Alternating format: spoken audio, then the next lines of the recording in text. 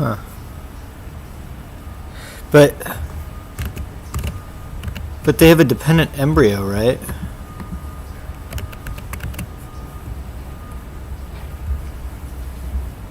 No, they don't have a dependent embryo, right?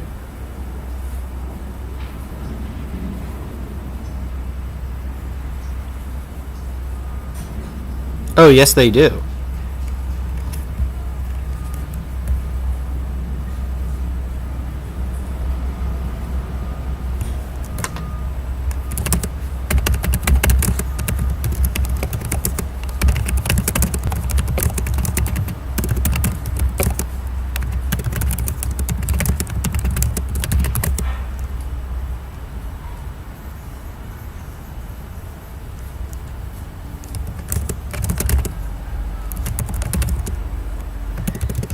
Because what is, where is that phylogenetic tree?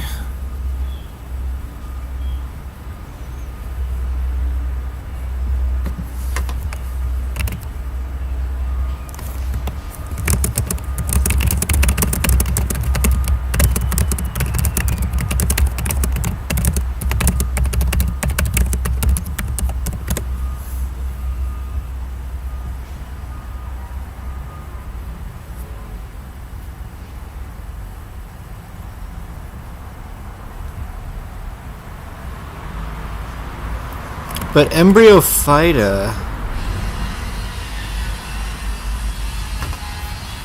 Let's go back to my.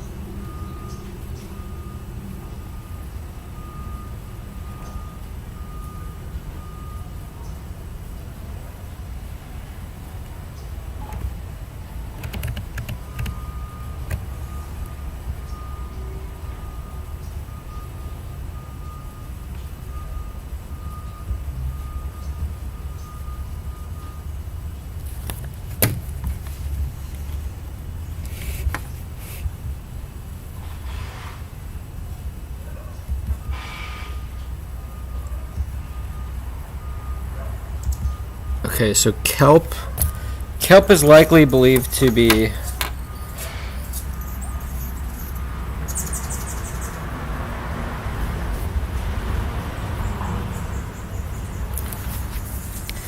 is not believed has dependent embryo, but not homology,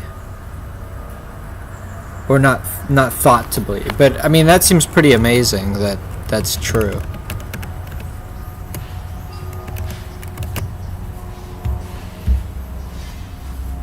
I mean, okay, I guess he even says that that's analogy.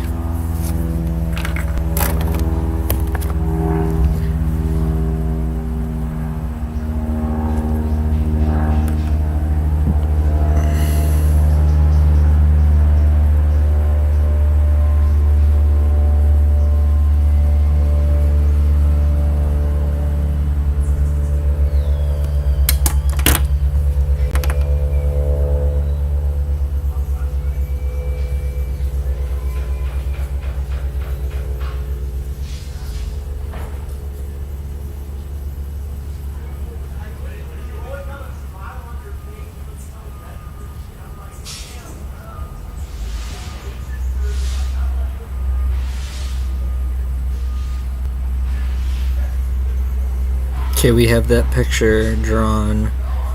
The fern life cycle. I'm pretty sure I drew that yesterday.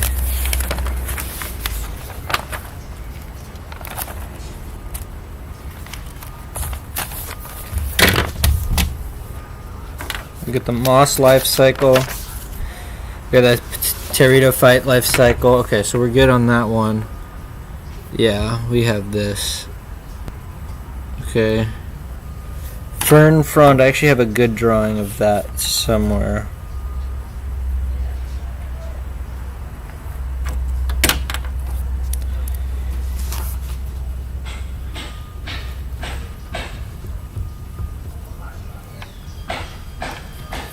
Okay.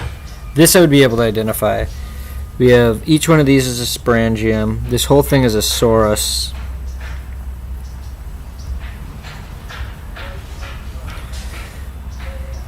Okay.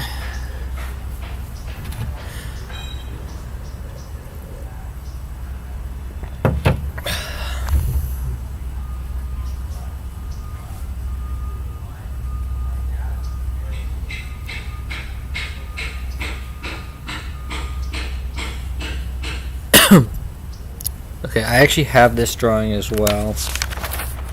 Somewhere. Actually, do I have this drawing? I think I do.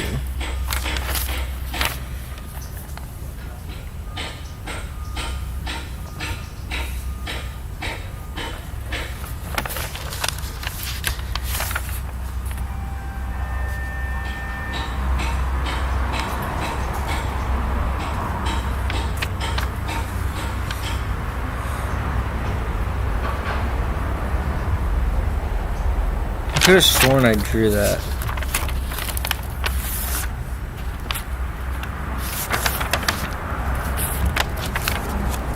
I guess I didn't. We don't really need that. Okay.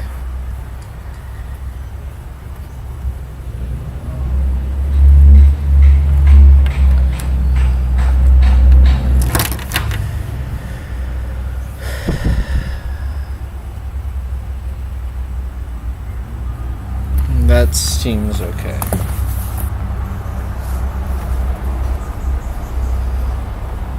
Alright, tracheophytes.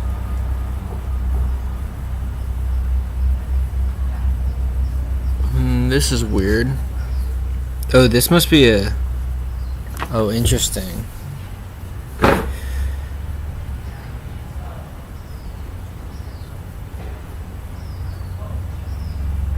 So kelp and land plants are very similar.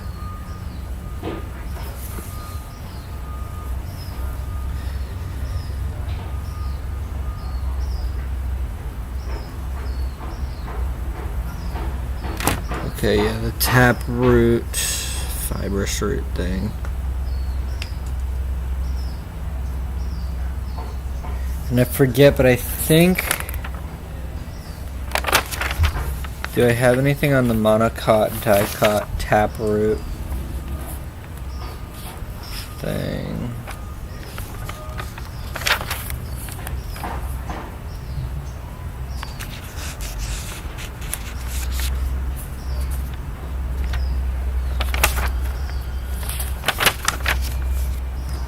But you know what I think happened is I think I've been adding to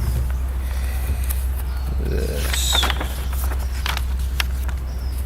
Oh yeah, see, here was that diagram. Yeah. I knew I drew it.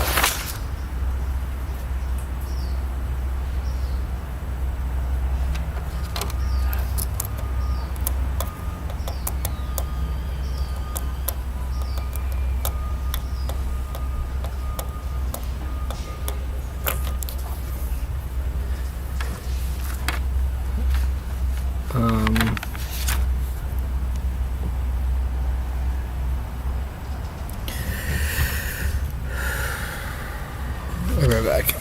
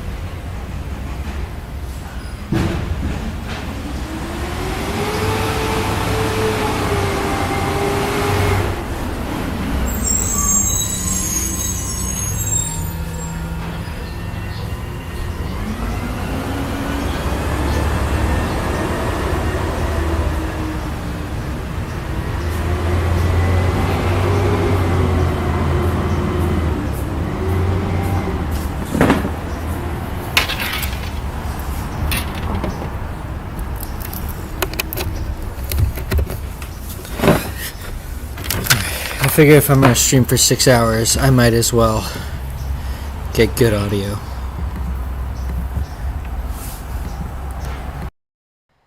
Now we just need to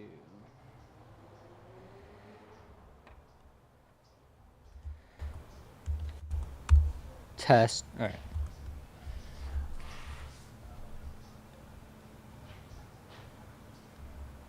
Okay, I'm gonna skip that. I don't think that's that important. All right, here we go. All right, so oh yeah, so here we go. Wait, die-cut.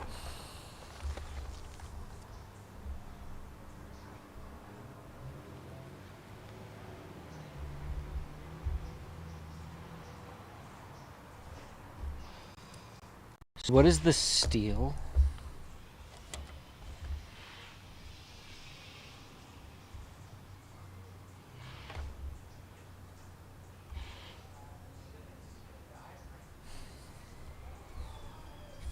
Okay, so then this is a die-cut. Vascular cambium, cortex, xylem, phloem, epidermis, cortex, root hair. Okay, so that's all chill with me. Cortex, pith. So yeah, so the pith is really only a monocot thing. Okay. So steel. Steel is called the vascular cylinder, and it's only a dicot word.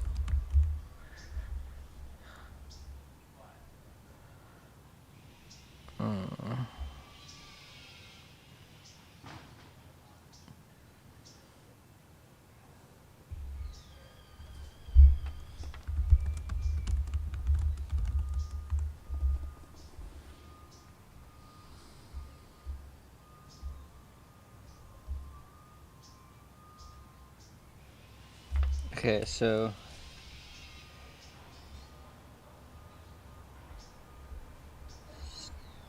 that's the steel.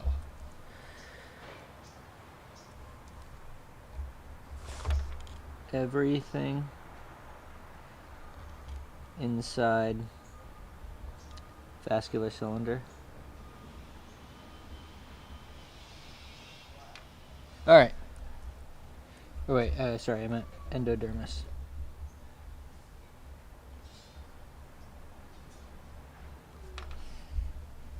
Okay.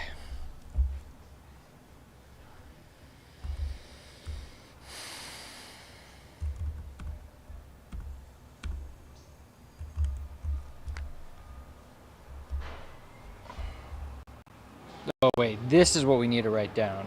Yeah, so this I completely yeah. Okay, we need to understand this.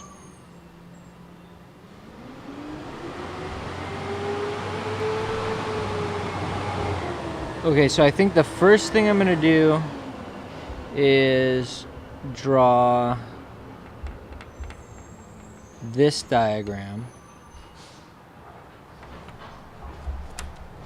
And then we're gonna draw the other diagram of the venation and all that crap. Okay. This is a pretty tough diagram to draw. It's actually a really hard diagram to draw. It's so 3D.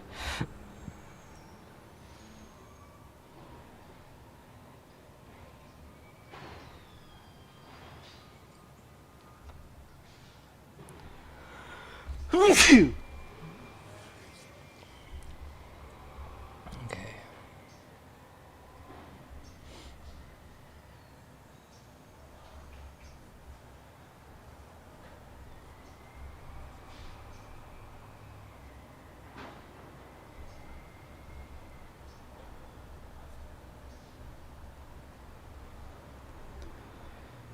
The upper epidermis, which is composed of like cuticle and cell and a layer of cells, right?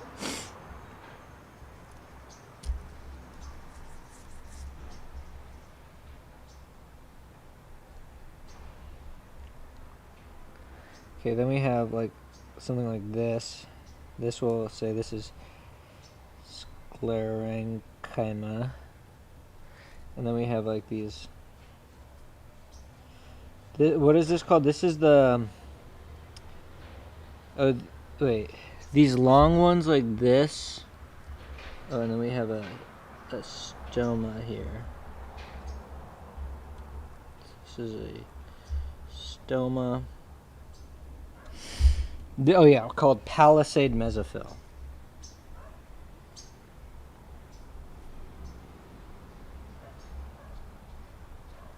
Okay, then we have this large thing like this, and it's hatched. A bunch of cells, and those are called bundle sheath cells.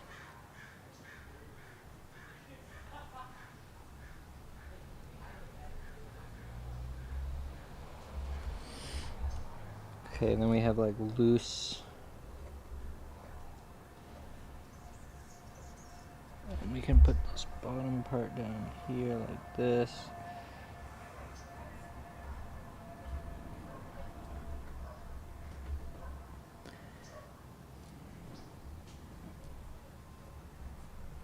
Guard cells.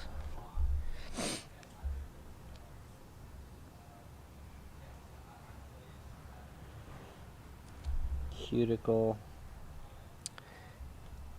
This whole thing is vein.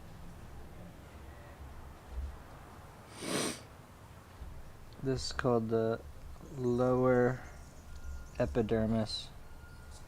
Most of this stuff is pretty self-explanatory. I just don't want to forget anything. Okay, so then here we have it's kind of a top and bottom thing. So we have the xylem.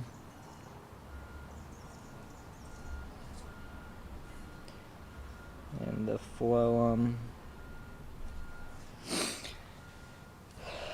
Then this whole part is the spongy mesophyll. That's all covered with water and stuff. And they call it the chlorenchyma because it's chlor because it's colored, and enchyma because it's parenchyma tissue. Wait, parenchyma tissue? Yeah.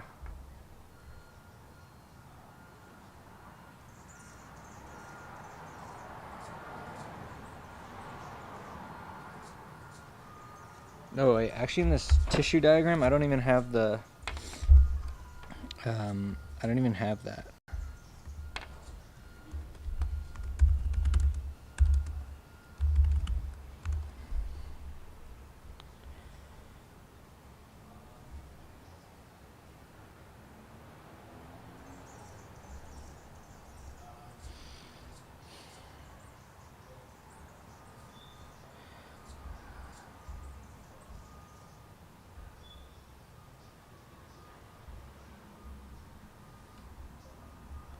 So these are all ground tissues, right?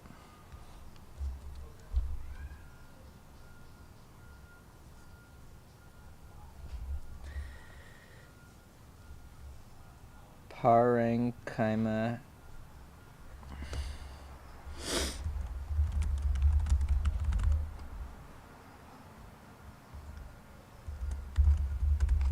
Oh, here we go. Nice. Parenchyma, collenchyma. Isn't there also chlorenchyma?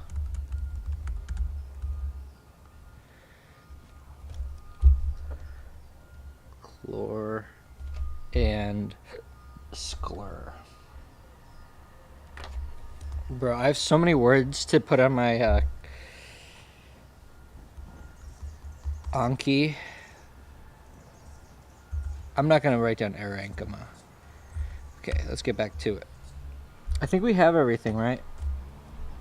Vein, spongy, lower epidermis, guard cells, air spaces. Alright, cool.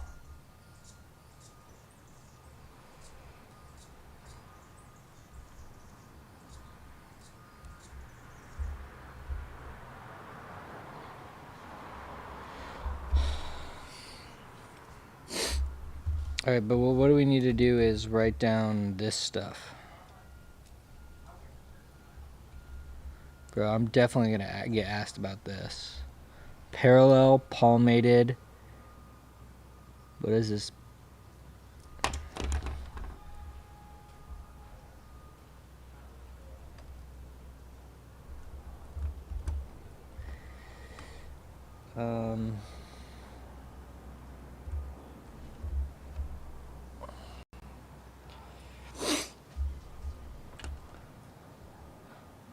So what defines a leaf is... So wait.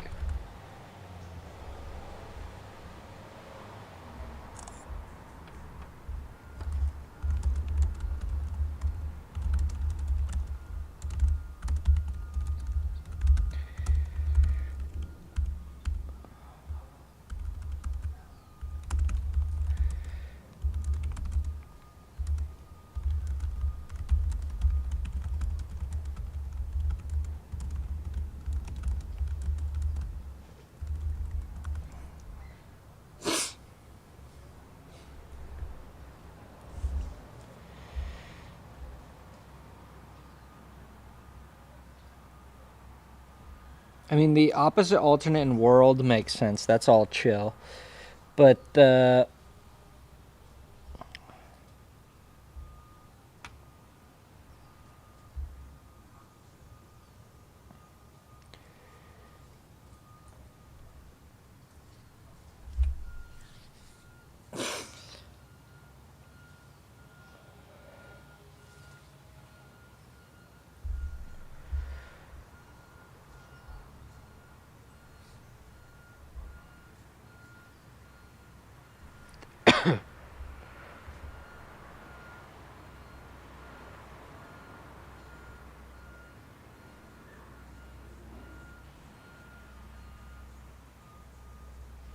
What is pinnate?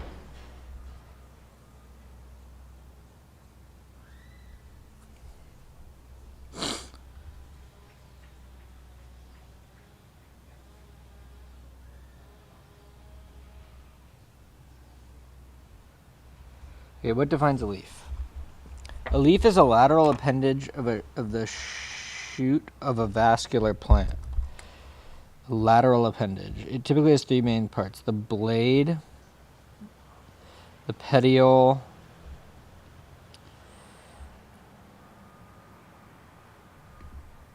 stipule. Okay.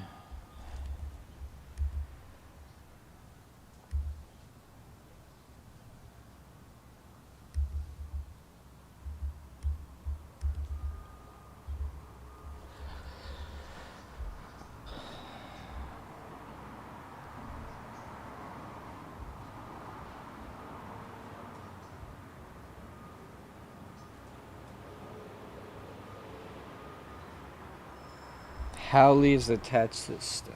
Okay.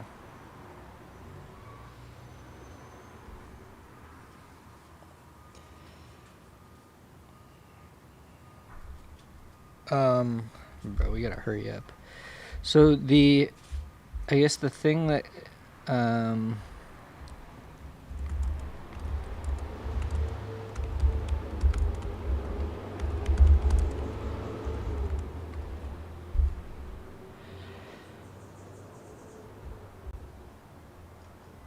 okay.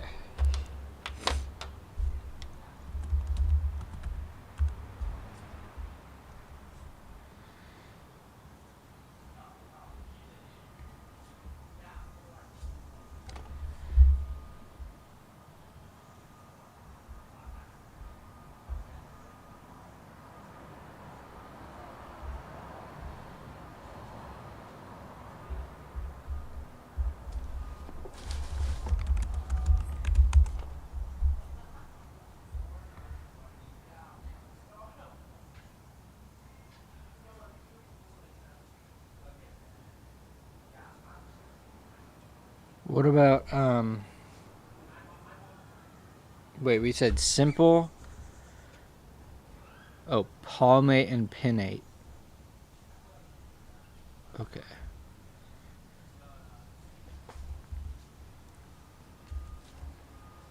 Simple, palmate, and pinnate. Those are the three we need to know. Oh wait, no. Parallel, palmate, and pinnate. These three.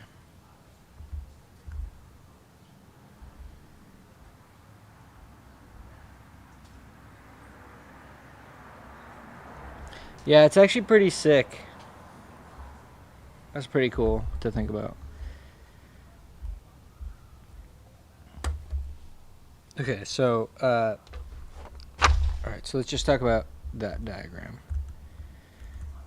Where is it?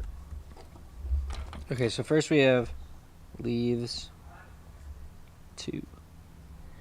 So we have venation,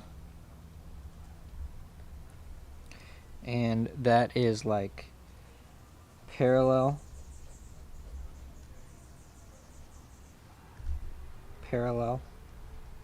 that one's self-explanatory.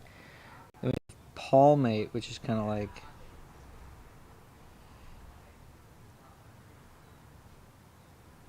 this.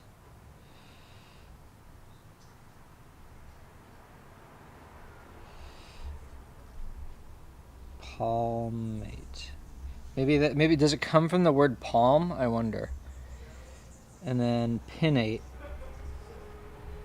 which is kind of like, it's like, let me get a better picture.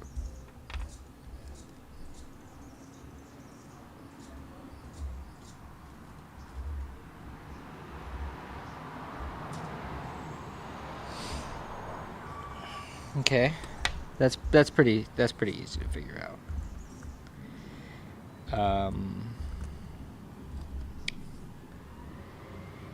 Okay, now we need stem arrangements. And this is also pretty easy to remember. We have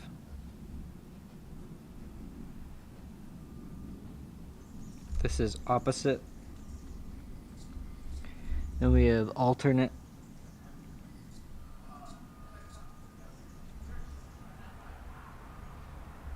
And then we have world.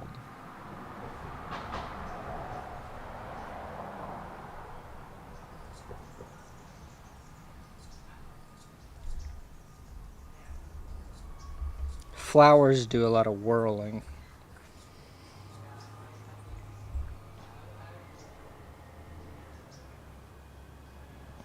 Oh, and then where's my vocab list? I have a... Let's see if... I want to see if pinnate is on here. Yeah, actually this thing doesn't even have that much stuff on here. But these are all the words that I apparently need to know.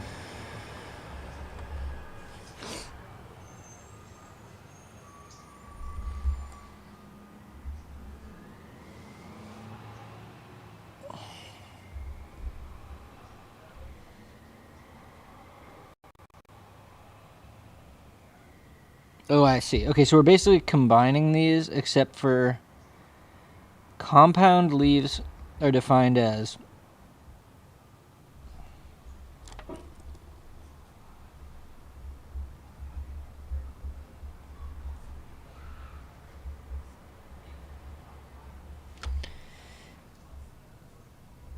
the blade is divided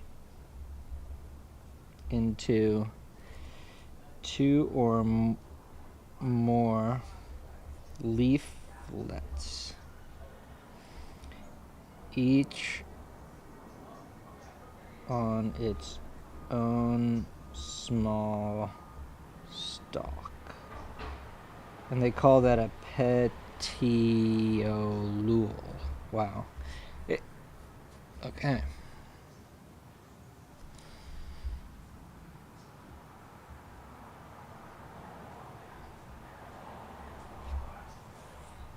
Oh, wait, wait, hold on. So when we say...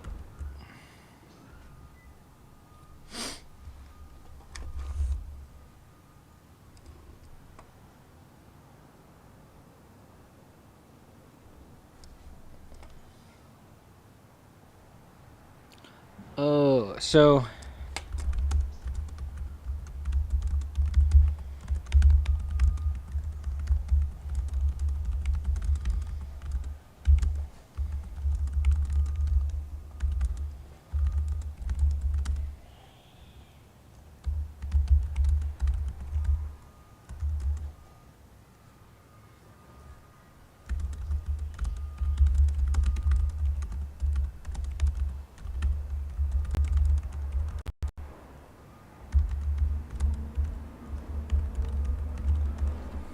Oh, so it's not actually combining them.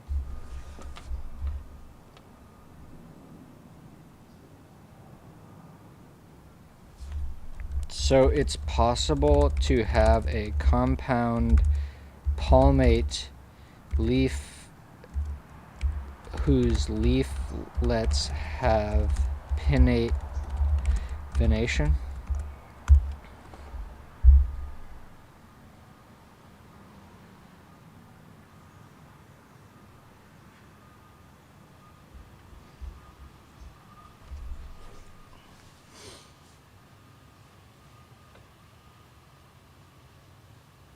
Oh, okay. That's actually pretty cool. So, okay.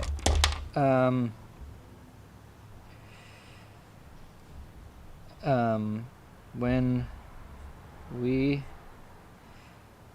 say a leaf is compound pinnate, we are describing the leaflet organization, but this says nothing about venation.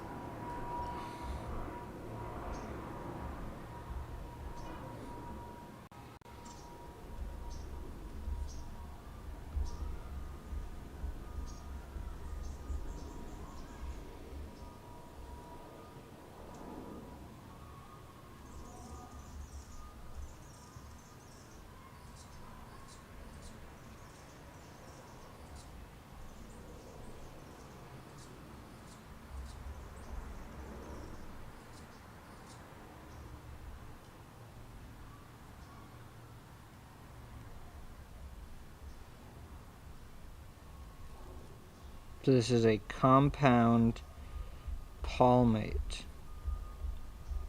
leaf. We are saying absolutely nothing about the... Ooh, doubly pinnate? Wait, what? Oh, doubly pinnate is actually sick, dude. Nah, not the doubly pinnate, bro. Nature hits you with the doubly pinnate. What you gonna do about it, huh? That's actually fucking cool, man. Alright, so here, now we have this stem, so this petiole, and this goes like, I'm so bad at drawing. I need to just take my time.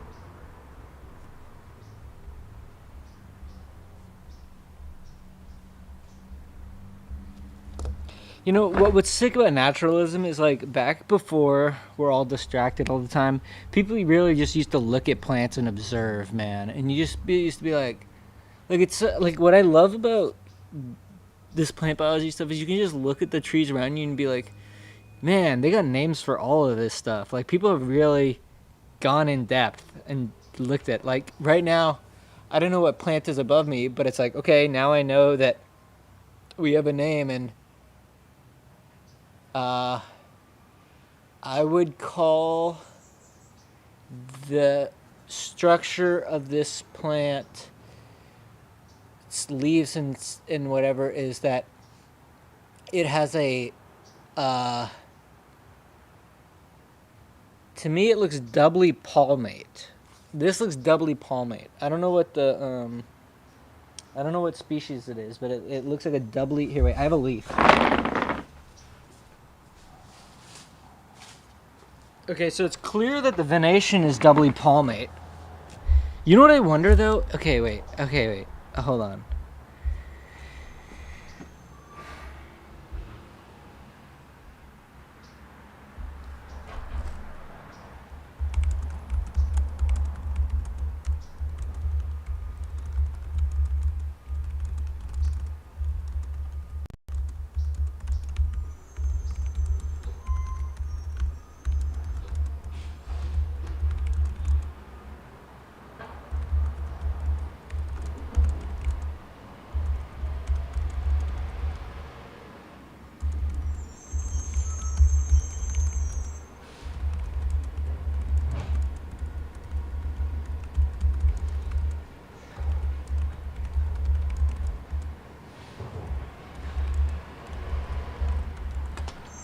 My guess is that they're highly correlated. That there's something in the gene circuitry that evolution it did some weird duplication, and it's like actually let's.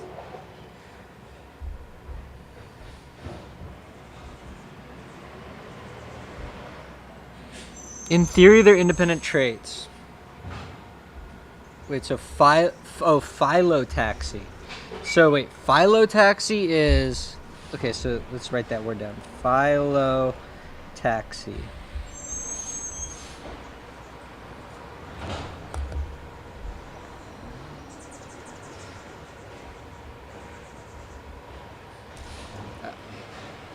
Oh wait, actually?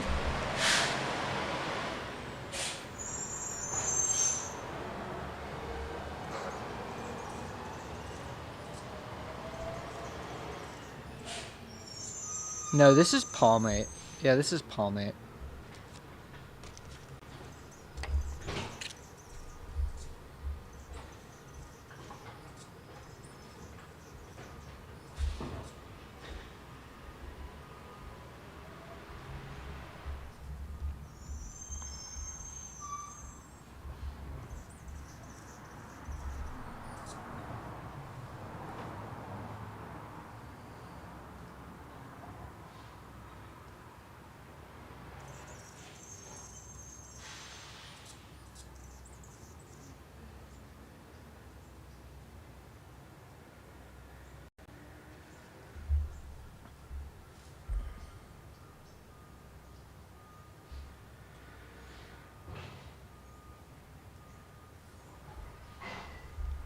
Oh, now we're really getting into plant biology. Polar auxin.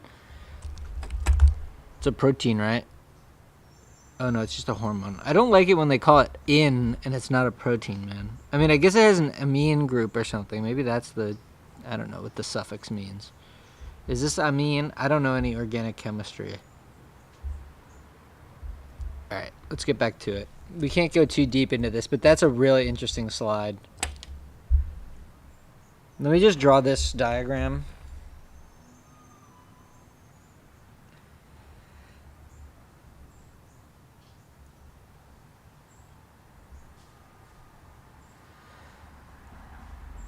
Okay, so we have a node, and then we have a little thing like this, and a leaf. Okay, then we have this thing here, and then we have, this looks like petiole to me. Oh, and you could actually probably combine everything. You could combine stem arrangements too, of whether or not the venation has alternate or opposite.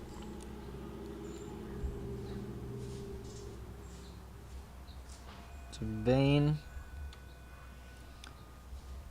node, midrib.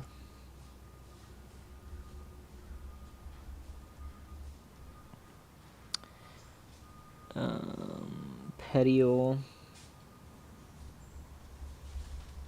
Petiole is the whole thing, right? So, like, this is the petiole. Actually, wait, hold on.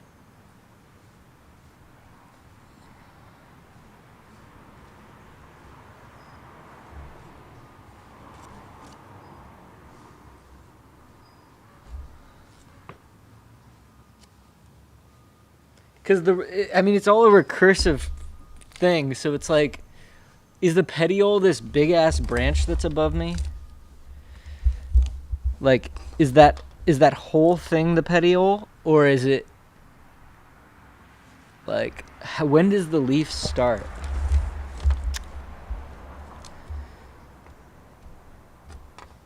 Trees are a little bit more challenging, huh?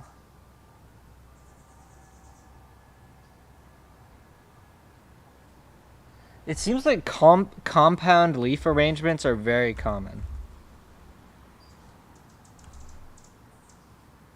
Okay, yeah, that's the petiole. Alright, I'll be right back.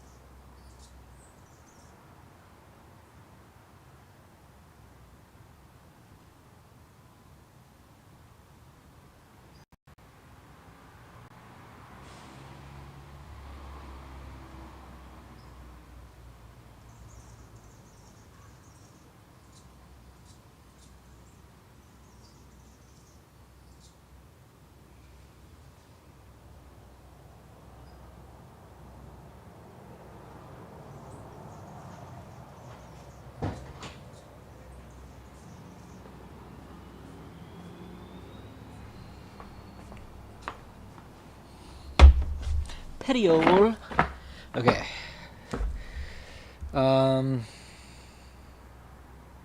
Okay, so we now extensively understand this question. That's good.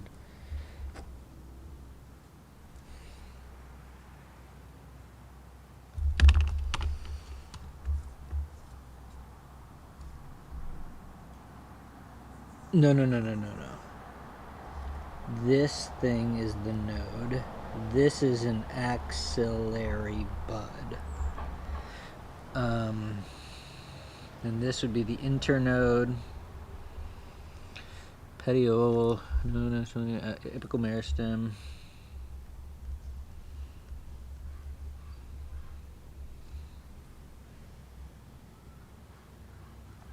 All right. Wait, these are compound leaves? I guess these are compound leaves. Okay, we did this. Stomata. That one's easy. We did that extensively. Oh, we should probably draw this just to make it explicit.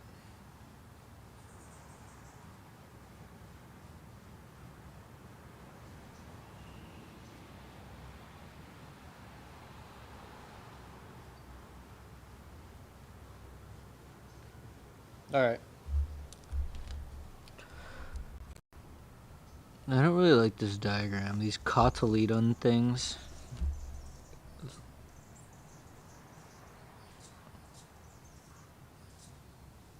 I'm just going to write down the attributes. I'm not going to actually draw it.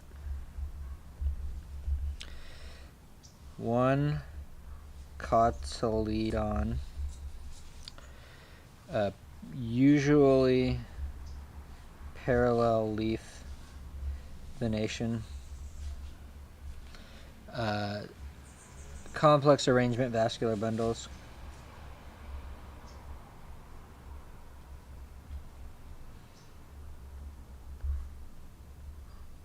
Let's also write down that there's like 70k species.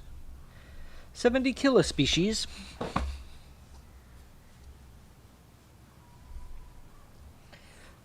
Flowers, floral parts, usually in multiples of 3.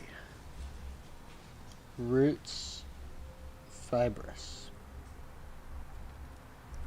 Okay, 180 kilospecies is the dicots.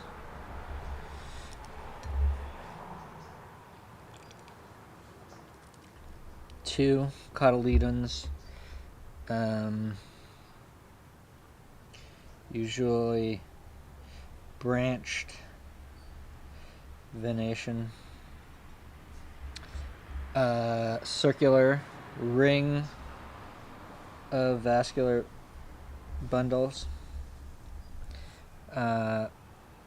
molt of 4 or 5, and then we have taproot. Usually. All right.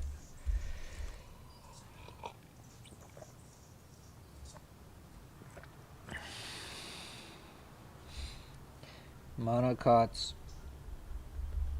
also usually sheath their leaves instead of petiole.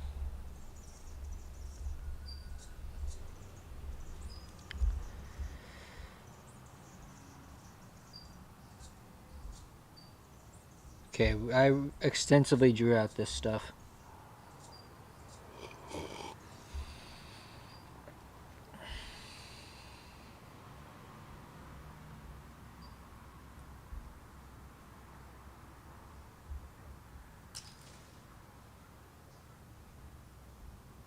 The interesting thing is that the monocot root, is in a ring. That's what's weird. The monocot root is in a ring, but the dicot stem is in a ring. It's kind of weird. It's kind of flipped. Because this is the dicot stem, and you see that these are the vascular bundles.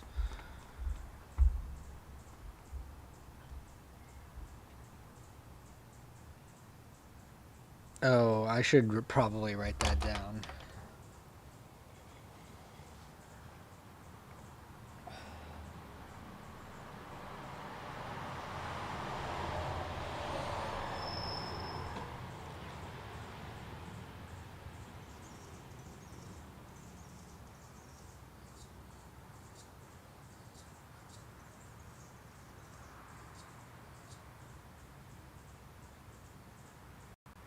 So this is a close-up look at a vascular bundle. Okay, so this is a vascular bundle of a monocot. Do you have a vascular bundle of a dicot?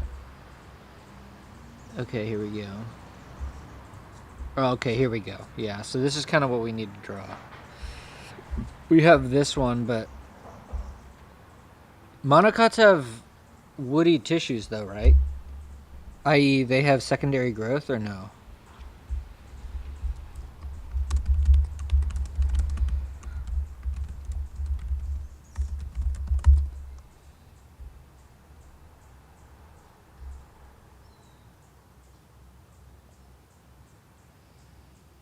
Almost all monocots. Oh, okay, wait. So that, why didn't they say that? Okay. Also, monocots almost never have secondary growth. All right, so that's kind of like the most important thing, because then you can look at these pictures and be like, well, yeah, it makes sense that their vascular bundles aren't in a ring, because, like, how are they going to grow outward? So they don't have a vascular cambium then, right? Because this whole thing, well, this is an individual vascular bundle, but so they don't have vascular cambium. Oh yeah, so there's no continuous ring of vascular cambium. There you go. Interesting. So do I want to write down this thing? Okay, so let's draw that, I guess. But wait, let's see.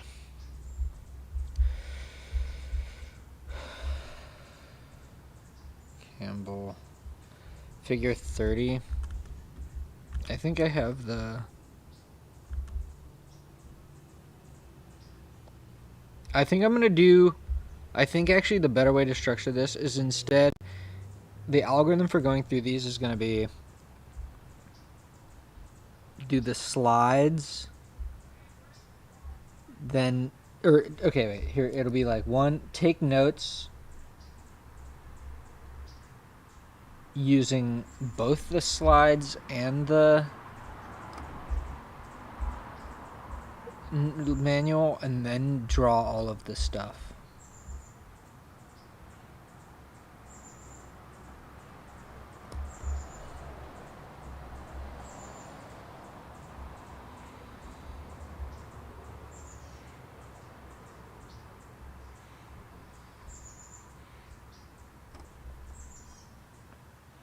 I should probably redraw that one.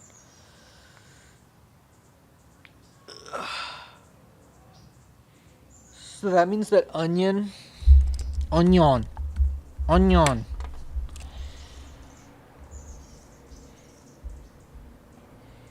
onion's a monocot. I guess all of allium is a monocot. Wait, where am I looking?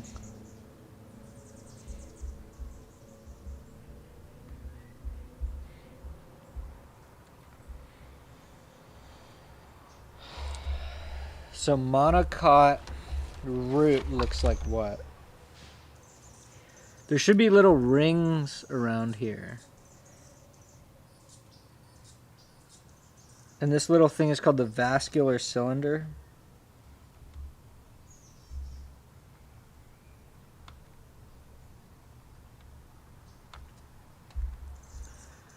Okay, so we'll draw that. Oh wow, we're almost done with number 2. We just have to do the questions and then all of the sketches. But the sketches should be pretty easy, because, like, well, I don't know. I don't know how long the sketches are going to take.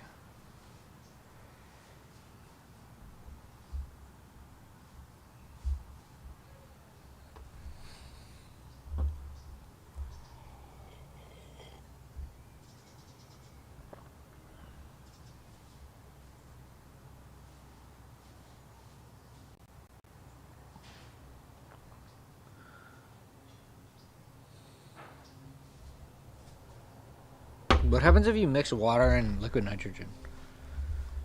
Does it just freeze?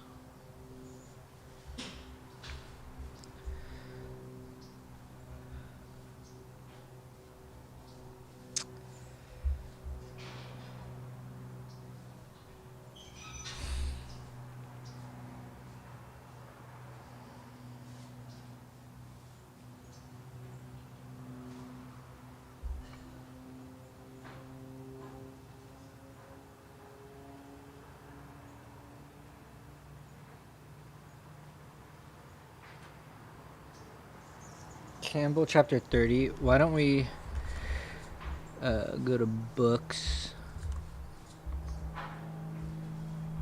Can we pin it? Chapter 30. I feel like it's switched. I feel like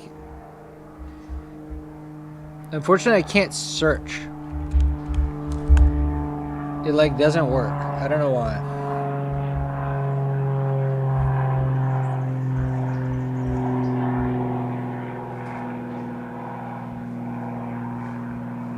Oh, but you know what I might be able to do?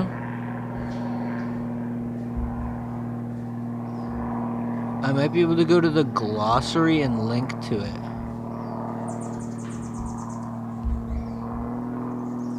Wait, glossary or index?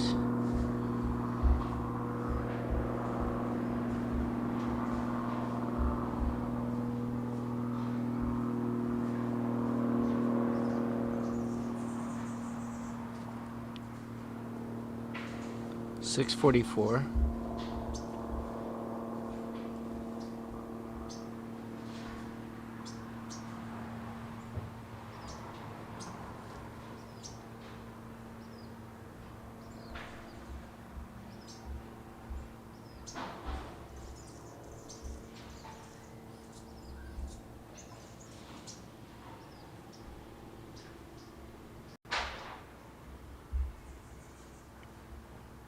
Oh, I think it's just that diagram.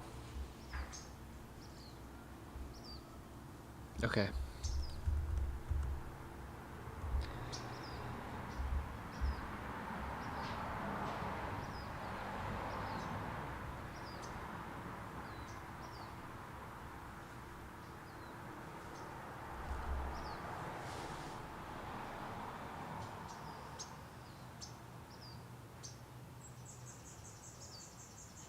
Okay, so I think we're good on page 38.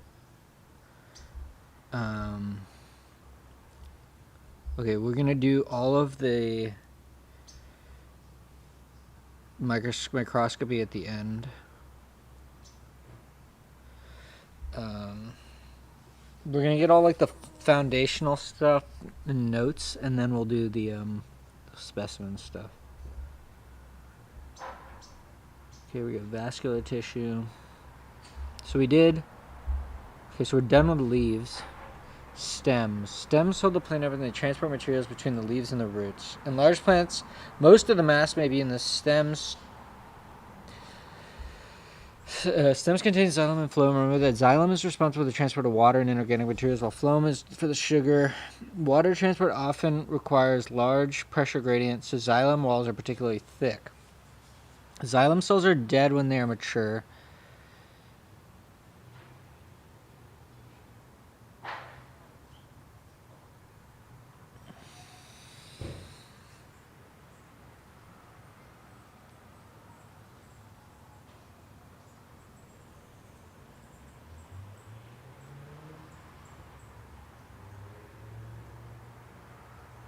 Okay, I can write that down. That seems fine to me. So, alright, so we're ready to do stems.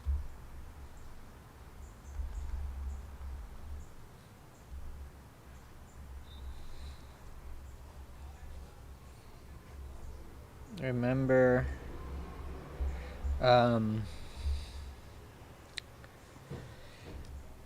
phloem. Oh, wait,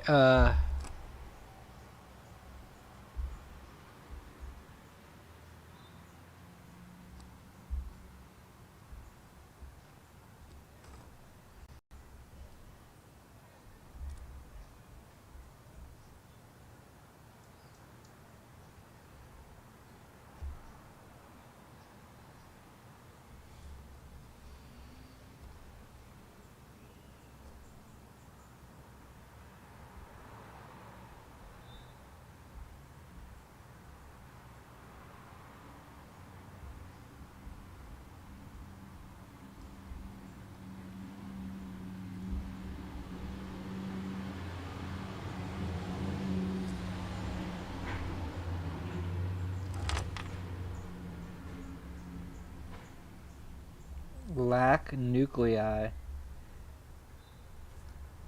and depend on a companion cell.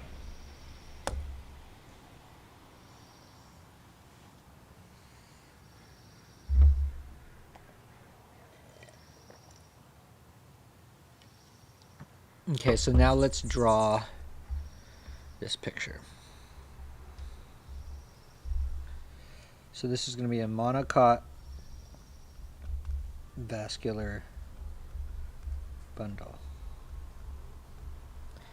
So let's just draw like a ring, something like this. Okay, and then in here we kind of have like a tube that's hatched with cells, and this is the phloem.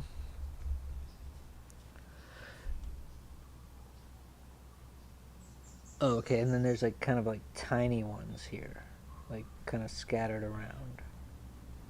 So this is going to be a sieve tube element, and then this is going to be a companion.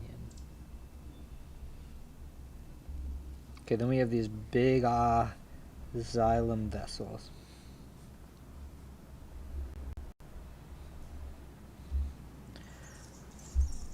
Oh, actually, no, the xylem is... I can't tell. I think the xylem might be this whole thing. And this is just a... This is xylem. And this is a vessel element. And then this thing is like an air space. And then this is like...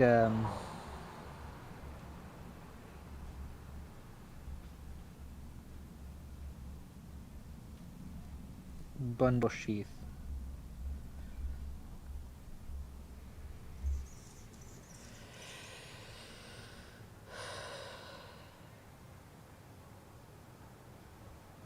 Okay, cool.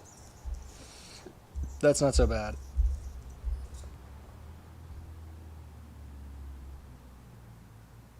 Now let me look at my old...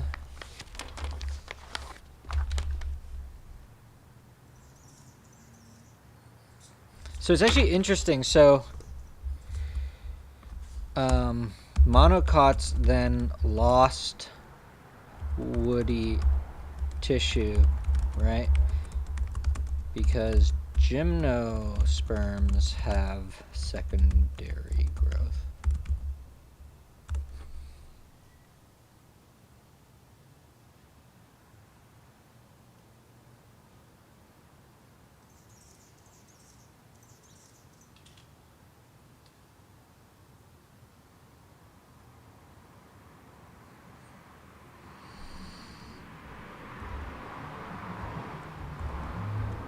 Helianthus, Helianthus, oh Helianthus. Okay, so let's see. Cork. Where's our cork cambium?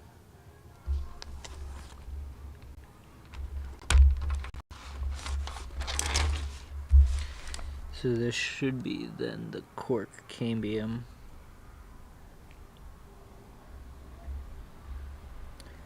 Then the cortex. Yeah, then we have primary phloem, primary xylem, pith. Okay, vascular cambium, epiderm, cork cambium, cork, secondary xylem, secondary phloem. Okay, this is a pretty good diagram.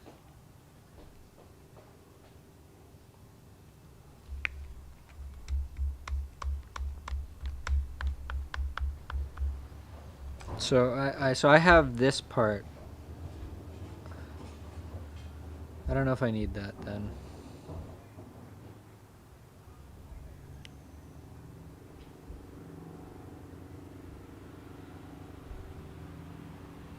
I'm not gonna draw that one.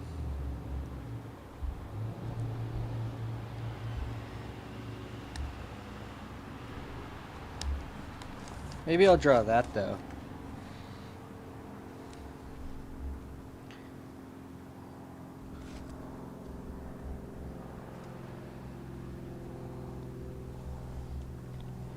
Okay, so let's just draw annual growth rings in woody plants. Growth rings, and woody plants. Okay, so we have like, I'll just list it out actually. Heartwood.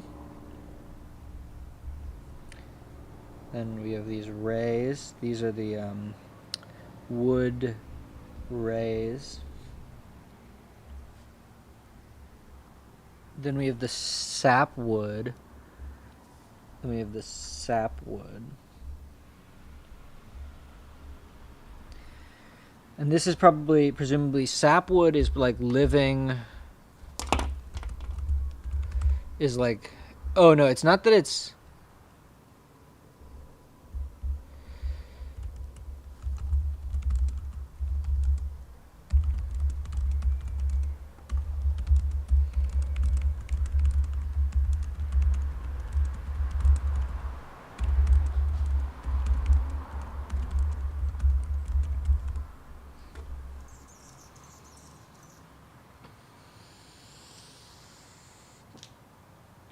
beautifully stated.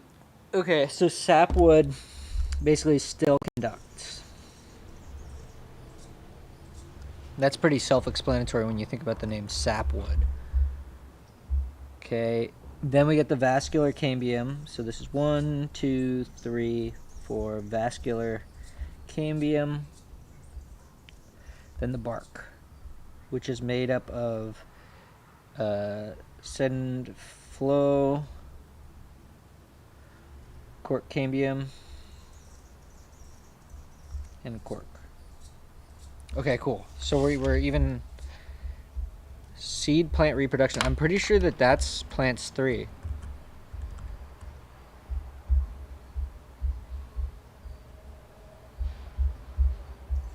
Yep. All right, cool. Good. So we're done with that. Now we can go to stems.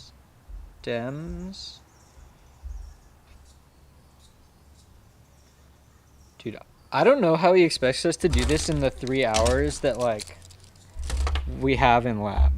This is like,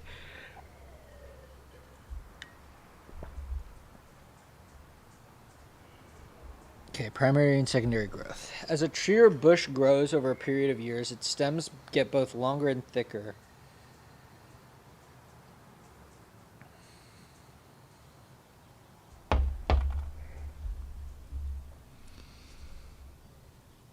I'd like to see these. Hopefully these are in the slideshow.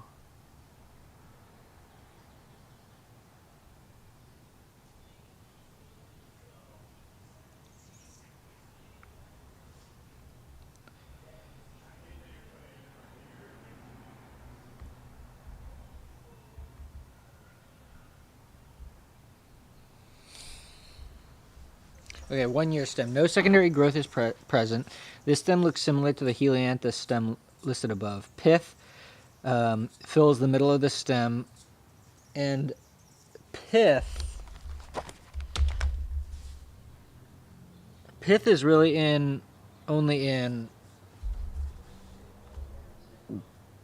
wait, that's not right.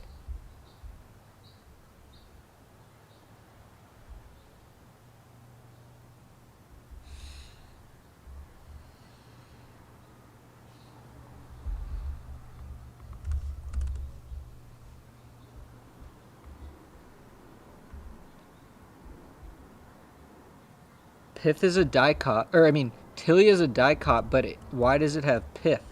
When I look at my,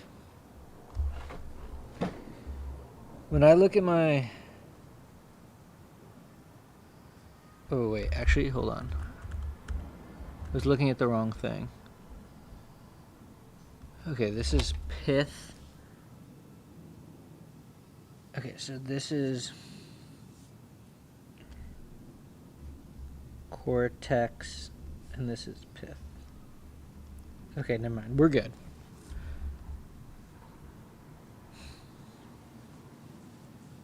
Okay, I was confused for a minute.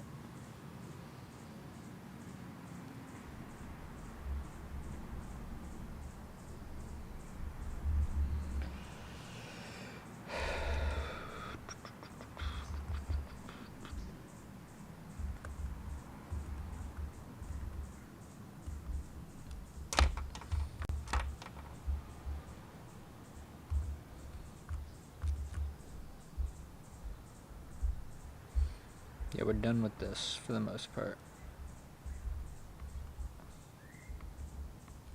Okay, yes. So we do have pith in the stem. Xylem, red and thick as usual. Unlike the Helianthus stem, the Tilia stem may have a complete ring of xylem instead of separate bundles. Phloem makes the next obvious layer outside the xylem. It often appears as bundles separated by ground tissue, pith rays. Between the xylem and the phloem,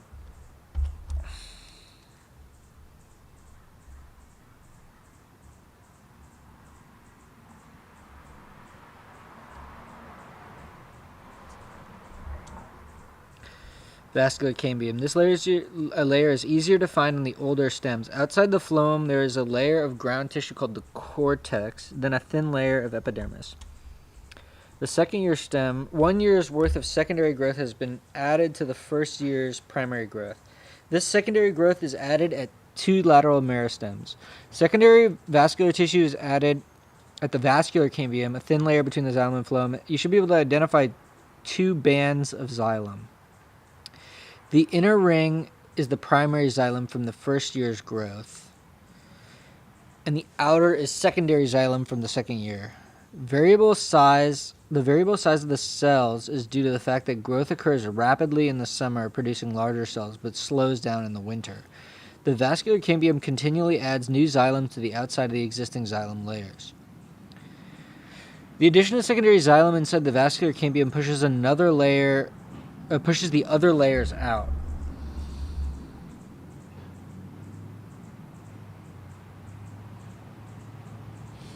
The phloem layer gets stretched out as the xylem grows. Secondary phloem is added on the outside of the vascular cambium, filling in the phloem layer. Outside the phloem, there is another lateral meristem called the cork cambium. This meristem produces secondary growth of the outer layers of the bark, including the epidermis. Bark includes everything outside the vascular cambium. But monocots don't have a vascular cambium.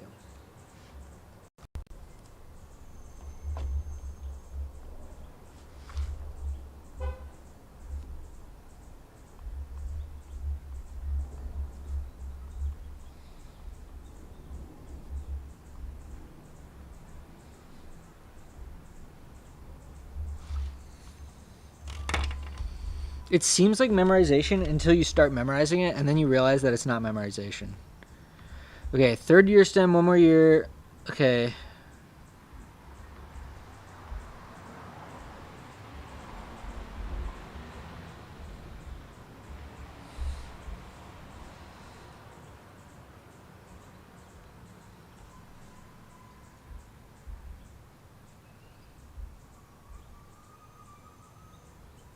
Alright, we're skipping all of those things.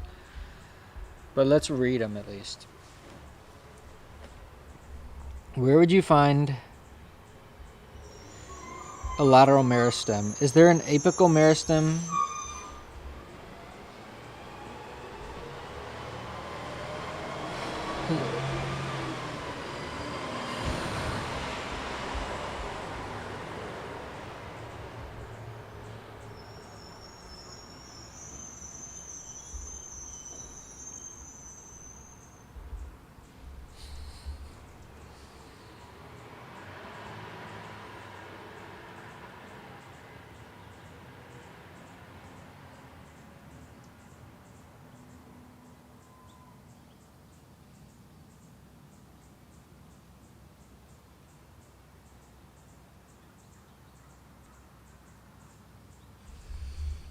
Okay, roots. Let's do roots now.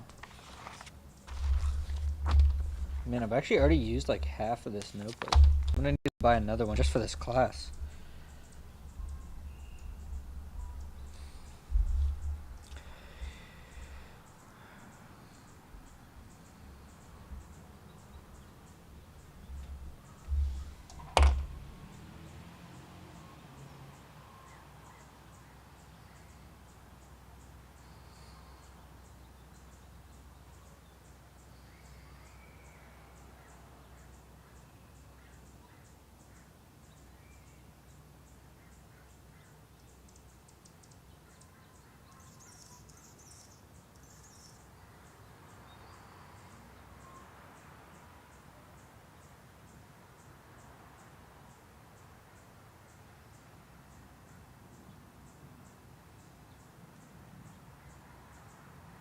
Okay, so we have adventitious.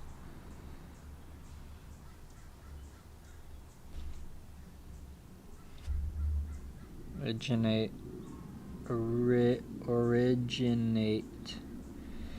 as lateral projections from stem nodes.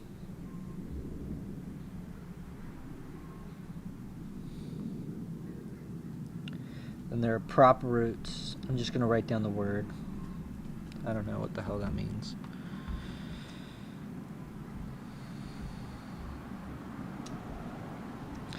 Ranunculus. Buttercup.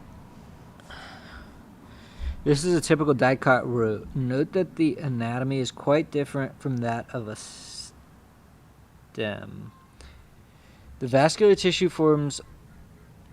Yeah, see, that's what's so weird about, like... I would love to be able to, like get, like, a bunch of cross-sections and, like, specifically at the interface when it starts to change.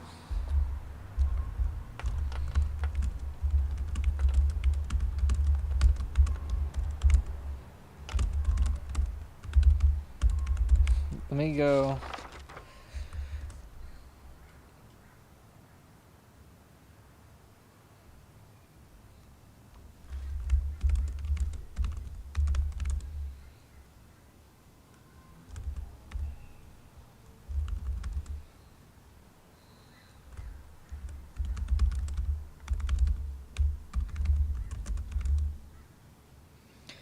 Like dicots have a single ring for vascular tissue inside endodermis for roots, but then it kind of splits up into the outer ring of vascular bundles.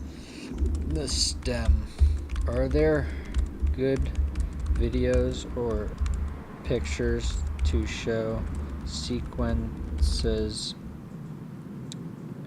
of cross sections to see the transition from root to stem? Because, like, I want to see how it, like, I wish you could, like, slice the plant up into, like, 1,000 little slices and then look at it that way.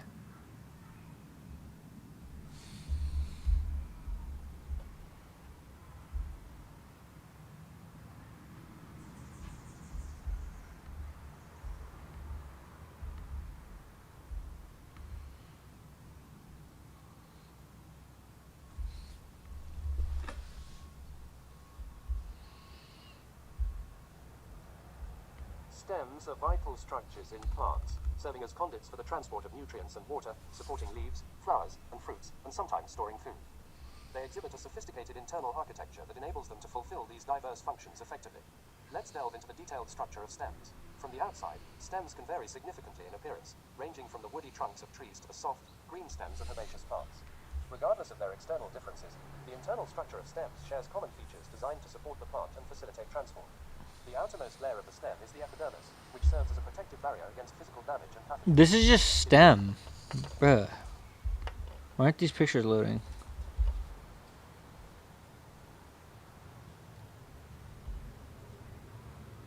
Alright.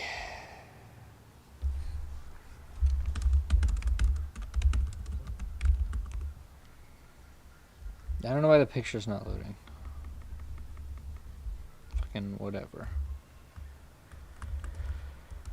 That was useless. Alright. Smilax. Okay, so buttercup. This is a typical dicot root. Note the anatomy is quite different from that of a stem. The vascular tissue forms a single bundle in the middle of the root. There's no pith, but much of the outer part of the root is composed of a similar ground tissue called cortex. The vascular bundle is surrounded by a layer of endodermis, which helps control the movement of materials into and out of the phloem and xylem. The endodermis forms a Casparian strip, which plays a key role in controlling transport. Okay, observe the prepared smilax root. This is a cross-section through the differentiated tissues of a typical monocot root. In this root, there's an area of pith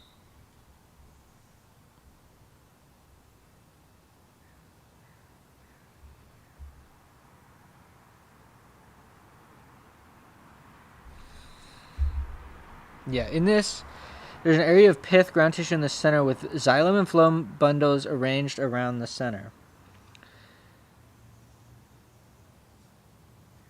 Do monocots have endodermis? Presumably. Yeah, they do. Okay. I feel like all vascular plants, or at least roots, probably need to have it.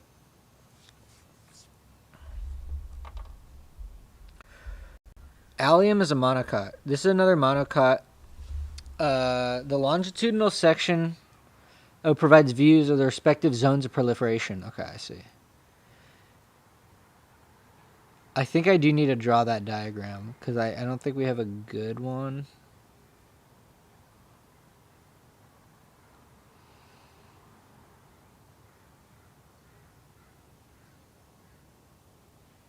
Oh, I remember this one. You can actually see the different stages of mitosis.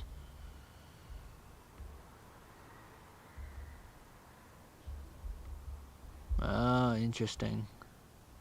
Okay, let me just draw this diagram.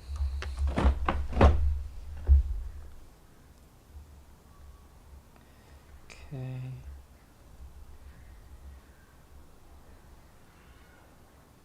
So we have cortex,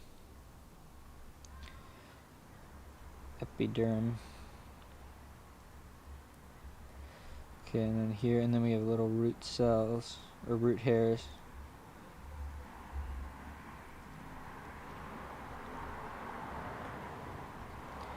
And this is the, like, kind of the zone of maturation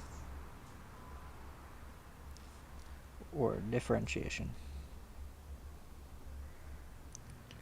Okay, and so these cells are longer cells. Okay.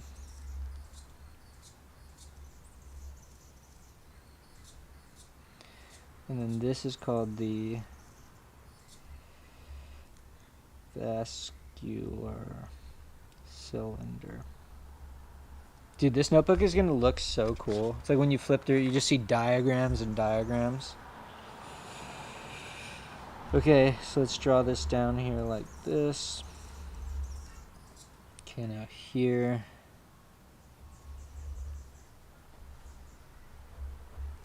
This is the zone of elongation.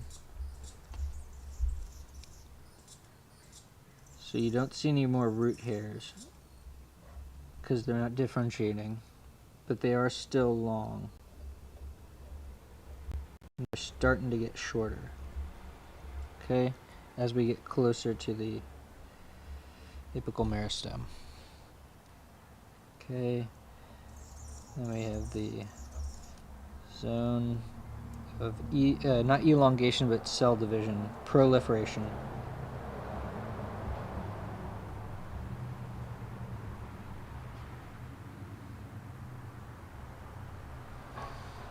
Okay, and then here this kind of comes to a cone-like thing, and then we have the tip like this. And then right here we have the apical meristem, the root cap, and then these are all tiny.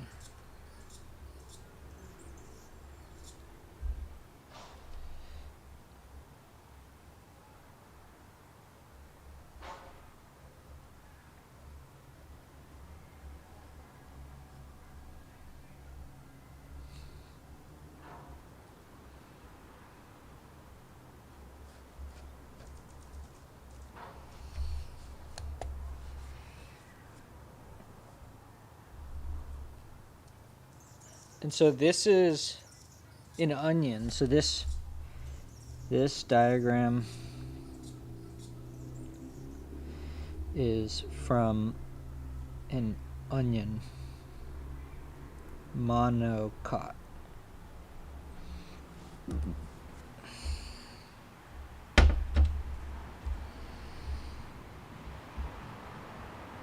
Okay, and so let's do the review. And then the questions, that all looks easy. We're going to skip those. And then we're going to go and do a bunch more diagrams to draw the actual... Damn, it's already 1 p.m., bro. Come on, man. I still got plants 3, 4, and fungus to do.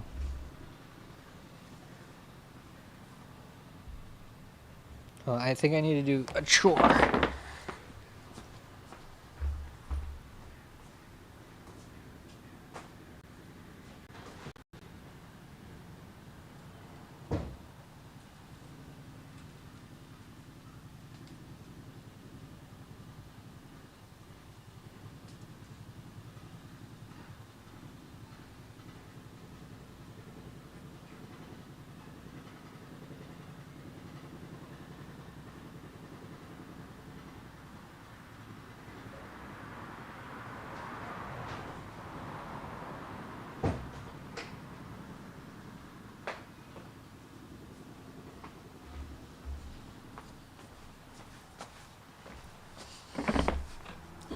Okay.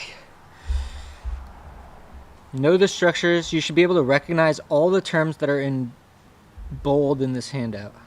For the lab exam, you may see any of the specimens from this lab with a pointer indicating a particular structure. The question would be, what is this? Okay, apical meristem, cork cambium, cuticle, dermal tissue, dicot, let's see, can we see monocot? Stem. I think, is the main difference between...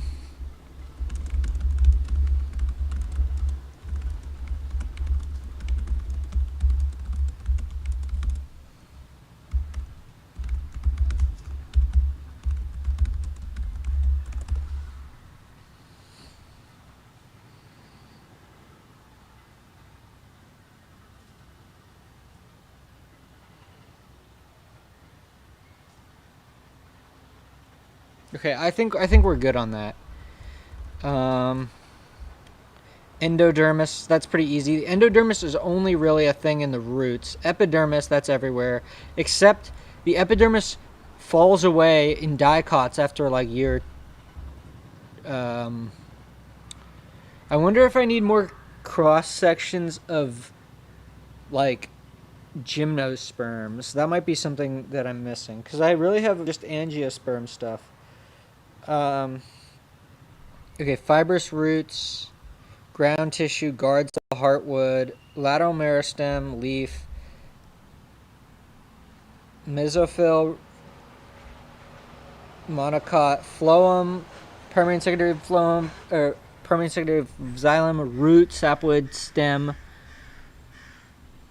stoma, tap roots, vascular cambium, vascular tissue xylem. Okay, other important: secondary growth, primary growth, cell proliferation, differentiation, determinate, indeterminate growth. Okay, haploid versus diploid, meristematic growth,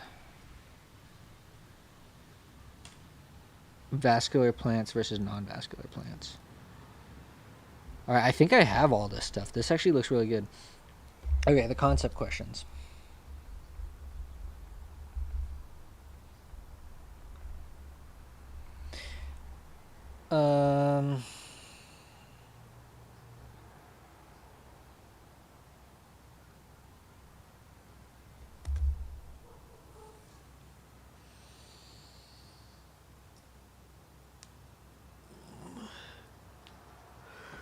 Okay.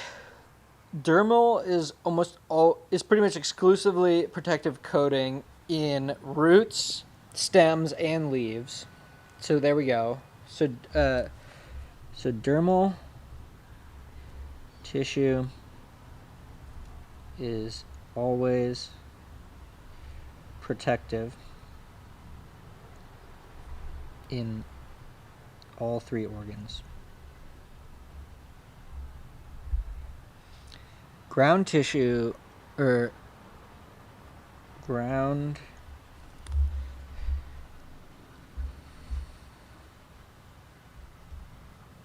All right, let's start with the roots. Ground tissue in the roots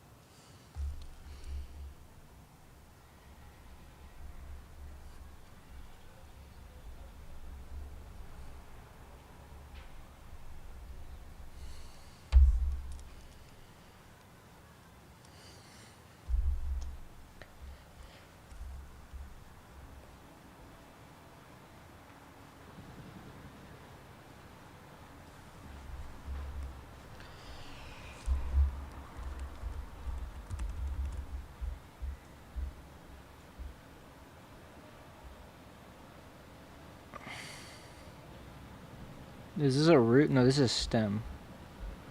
Here we go.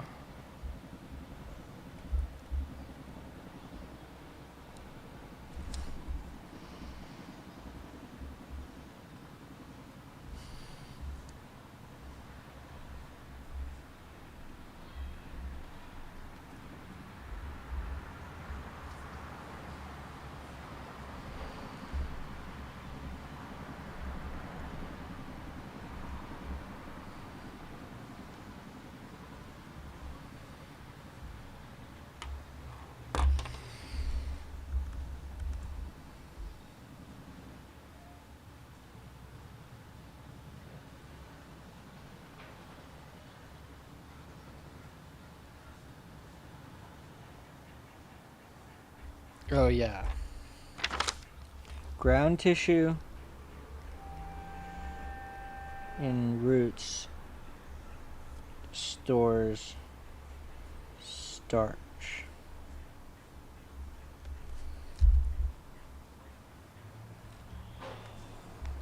Transports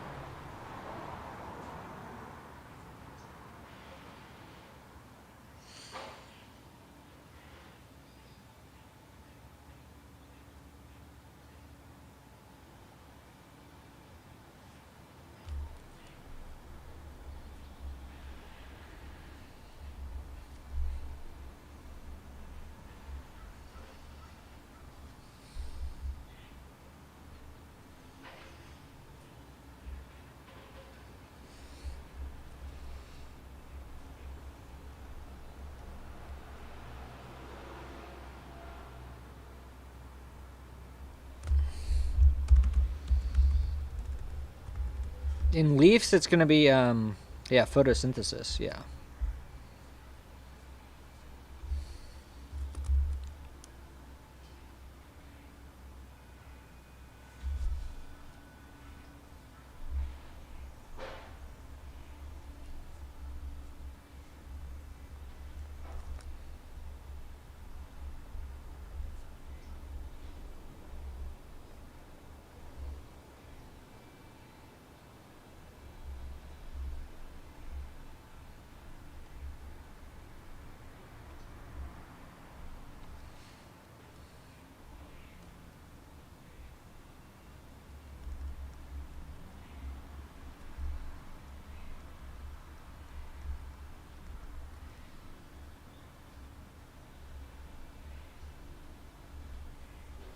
Bro, I know so freaking much about plants right now.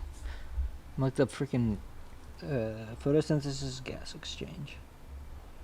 Alright, it's the mesophyll. Both of these mesophyll tissues are ground tissue.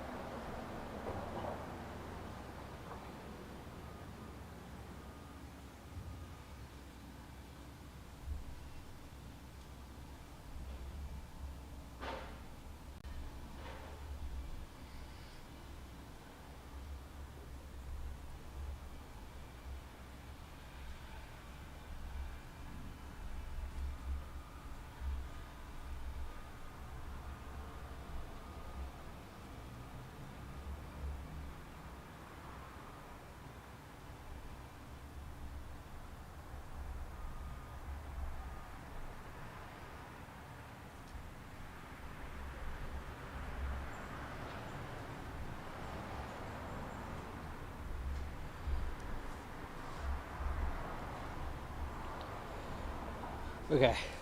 Question 1 is done. Can you find primary and secondary growth in leaves, stems, and roots? Ooh.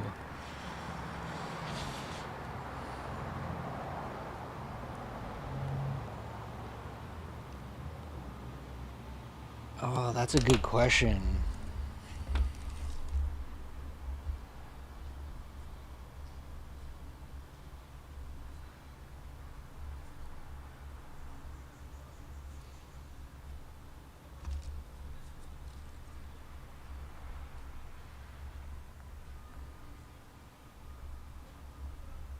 My guess is that in leaves you can't really tell. How would you be able to tell? And in roots, I don't know. Stems, obviously.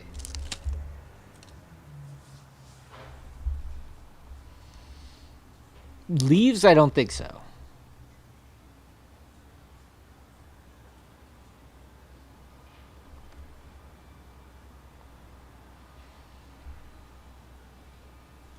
Because do roots... I would... Because we only really ever focused on the fact that the vascular cambium is a tissue that's exclusively in stems. But, I mean...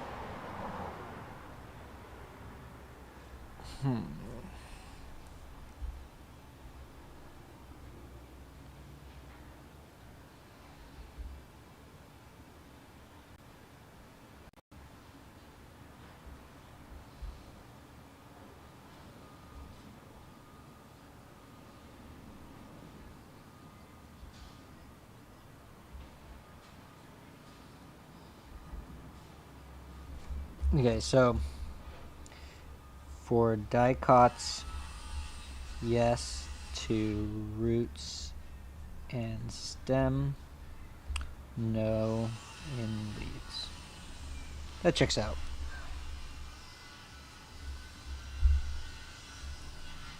Leaves have determinate growth. Alright, good stuff. That one's pretty easy. I feel like there's not much more to elaborate on that. Where would you find meristematic tissue in a typical stem? At the apex and at the two lateral meristems. The cork cambium and the vascular cambium. This one's pretty easy. But if we were looking at a monocot, we'd be like just the apical meristem, because that's the only place where...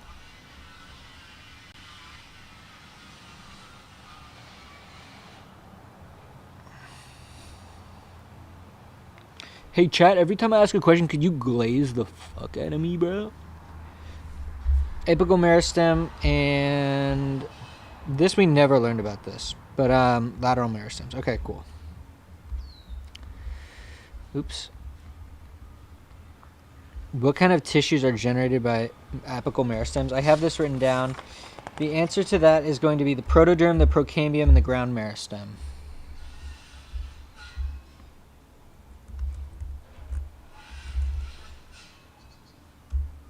I'm just double checking all my answers.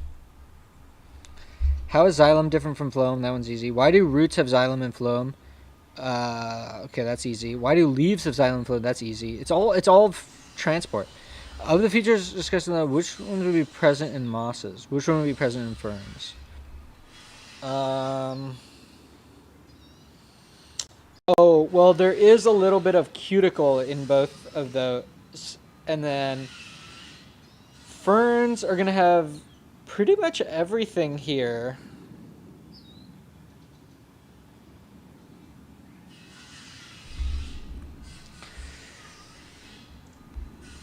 Wait, what? What was the question? Protoderm ground. Okay. Yeah. As long as you draw that tissue graph, you're fine. All right. So most of these questions are pretty good.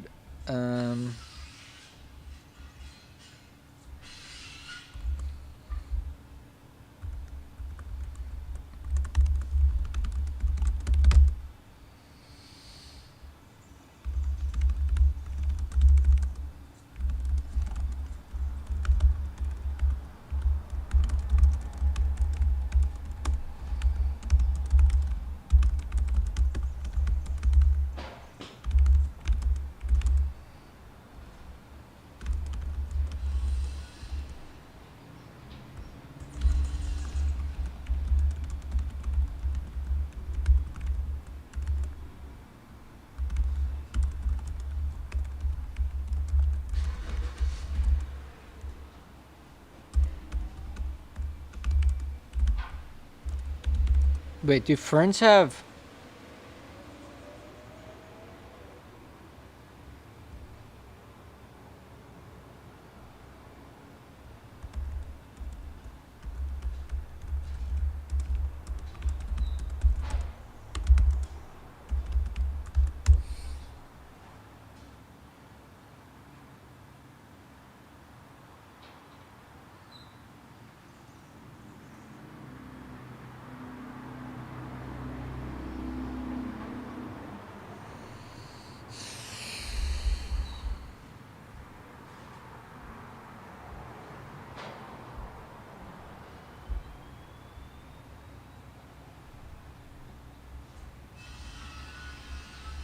So, even though they said ferns can grow really high,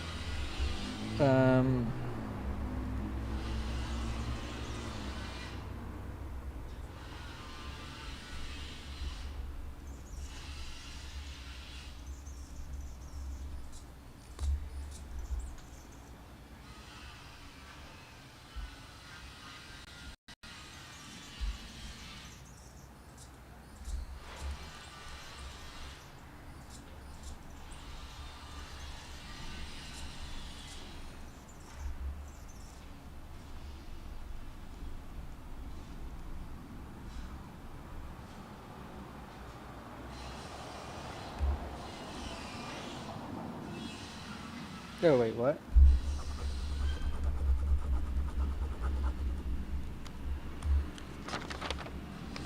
Okay.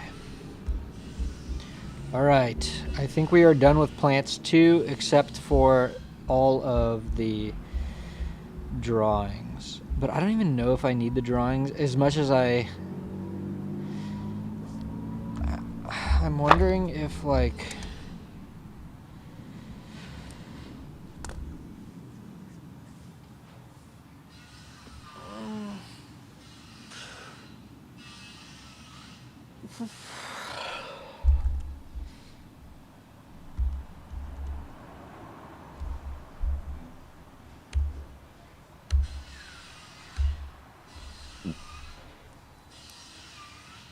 Okay, so what are we looking at? We're clearly looking at a leaf. And then if I just went to... So first off, let's go to Syringa. Let's see, can we determine anything? So... I mean, we're obviously looking at a leaf. I don't even need to see that to know that we're looking at a leaf. And then here we have... It's called the bundle sheath. Then I think the...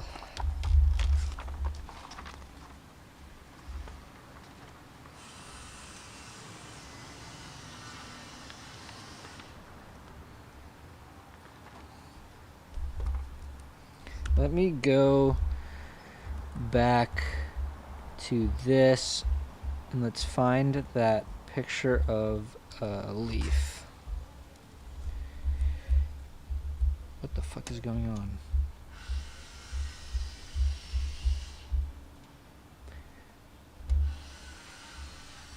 Don't we have a better picture of a leaf cross section?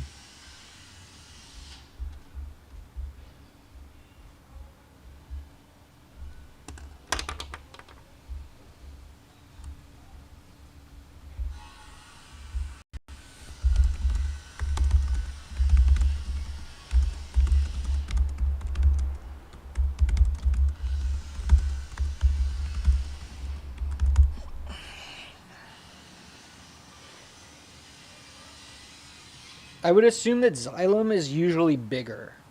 So if we're looking at this, I would assume that this is xylem. Or no, this is xylem and then this is phloem. Interestingly, this is really packed quite tightly. This thing is bothering... Oh, there we go. Now it's working.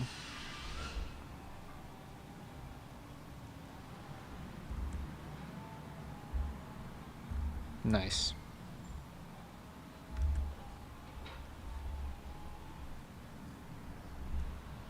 Okay. So...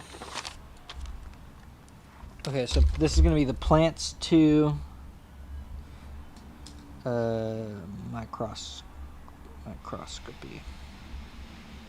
So number 1 is syringa leaf. And syringa leaf. Oh, okay.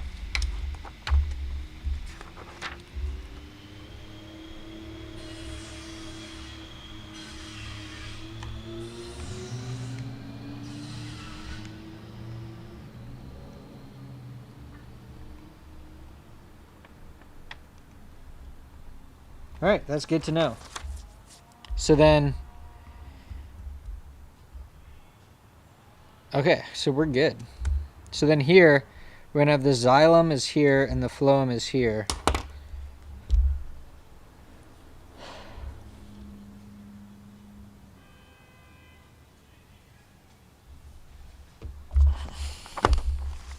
Okay, so let's just look up syringa. Woody plants dicot. Looks like a normal dicot leaf. You have a flat thing, and we have this, and it kind of humps like this, and then we have this bundle sheath, and then we have this, and it kind of looks like this, really. And then all of this is going to be spongy. Here's a couple of stoma, xyphloem, up epiderm,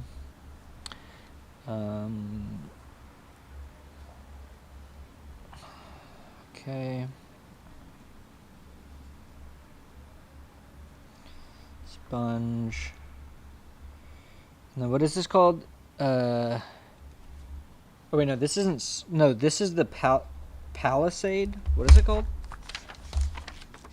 Yeah, palisade. Palisade. Spongy.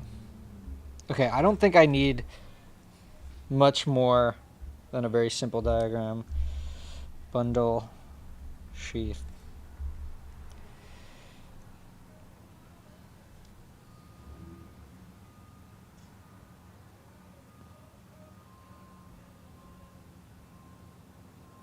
I wonder what that is, though. What is this? Oh, that must be another vein, actually.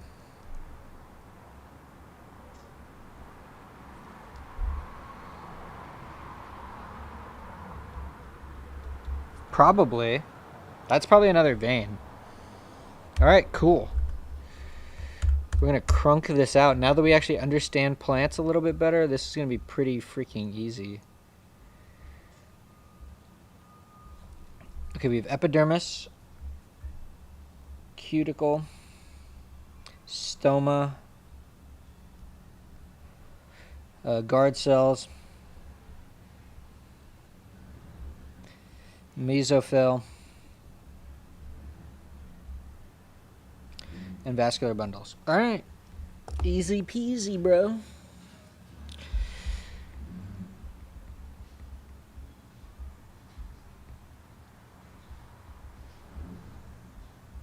All right.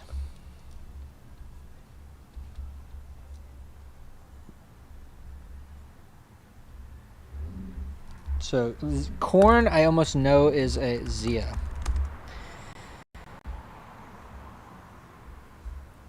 Is a monocot.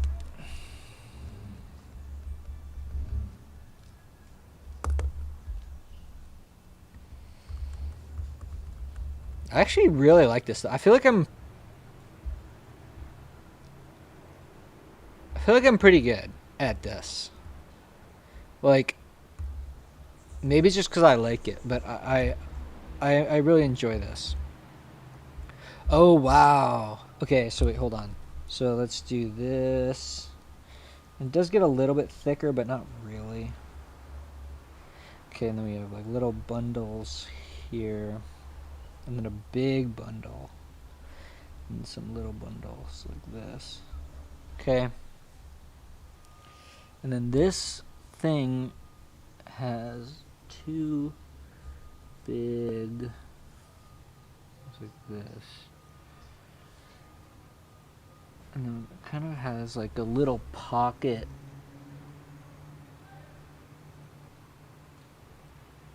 These other veins are really interesting. So these are,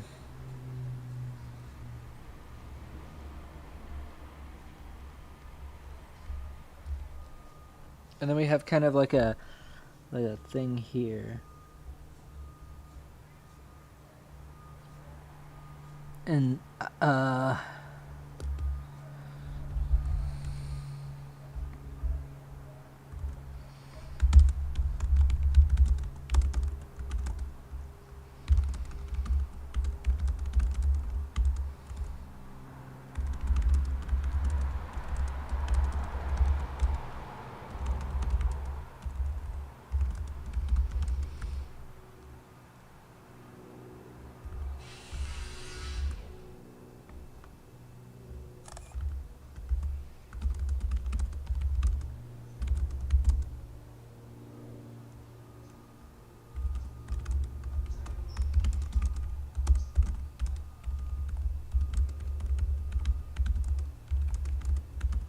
let's see, what does this say?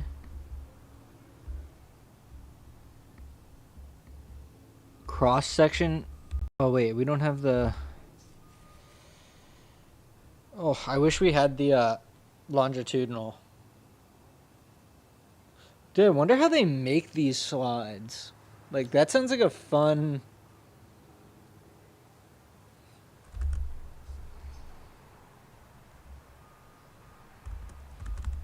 Okay, let's ask this question and then.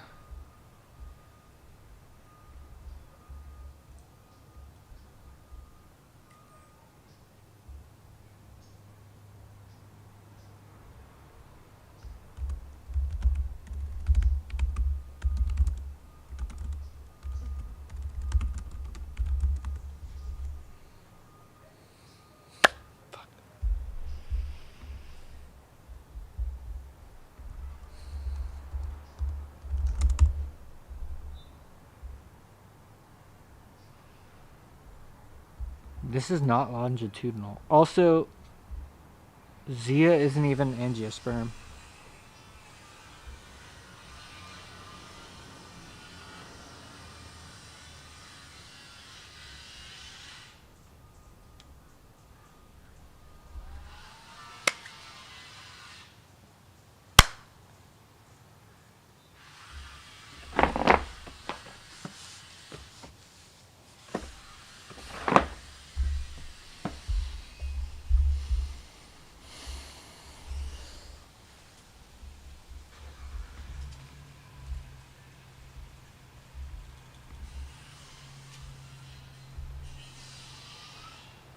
Yeah, what are those big circles?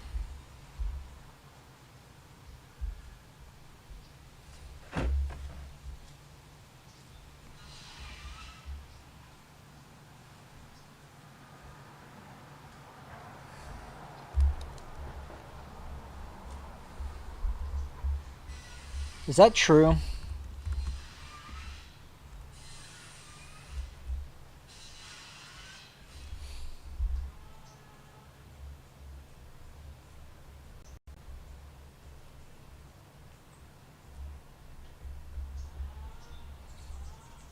Okay.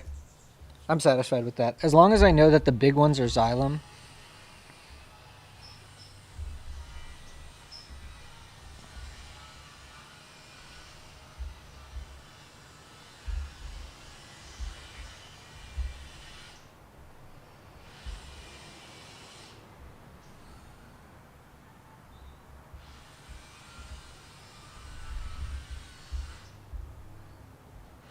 Oh, this is sclerenchyma.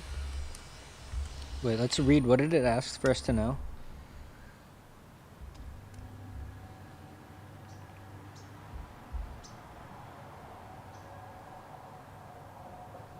I think I already did Pinus in the last one.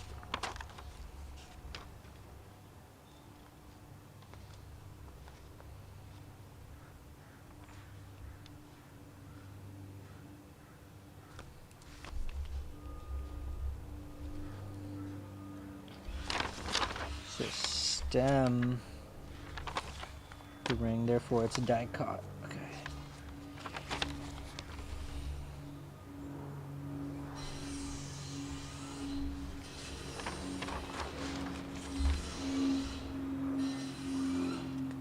Hey, where did all my micrographs go? I swear I drew a Pinus. Where's Pinus?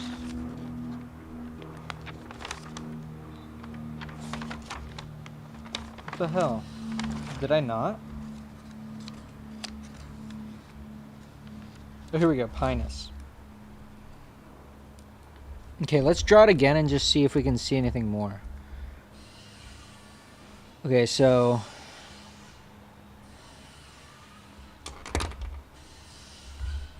Are pine needles really?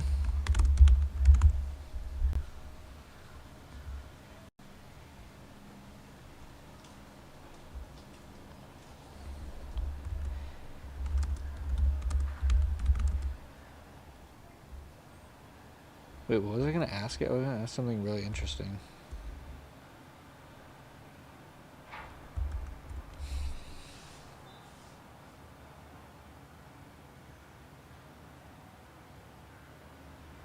I forgot. Damn. I was going to ask something really interesting.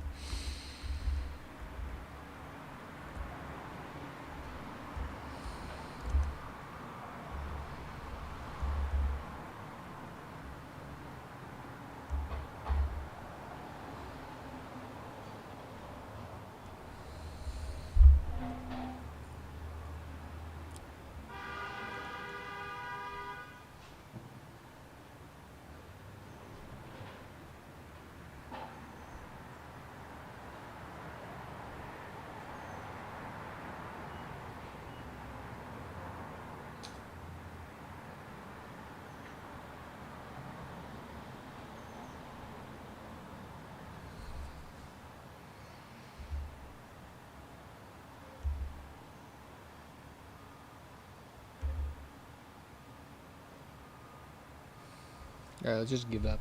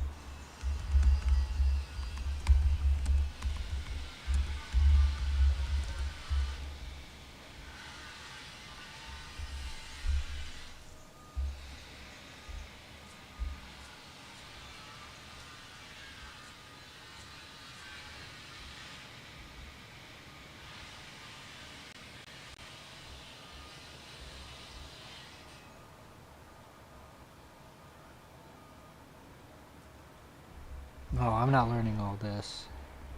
I want to learn all this at some point, but not today, bro.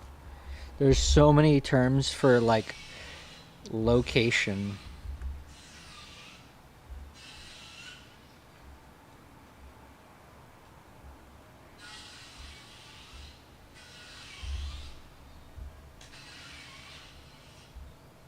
Okay.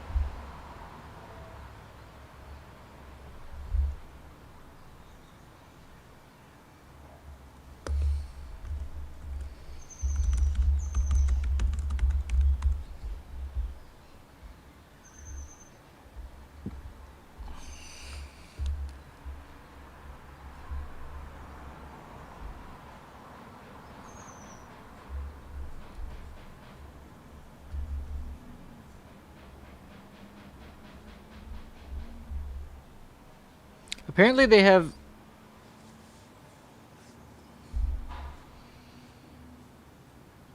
Can we see the resin canal? Oh, we can. These are called resin canals.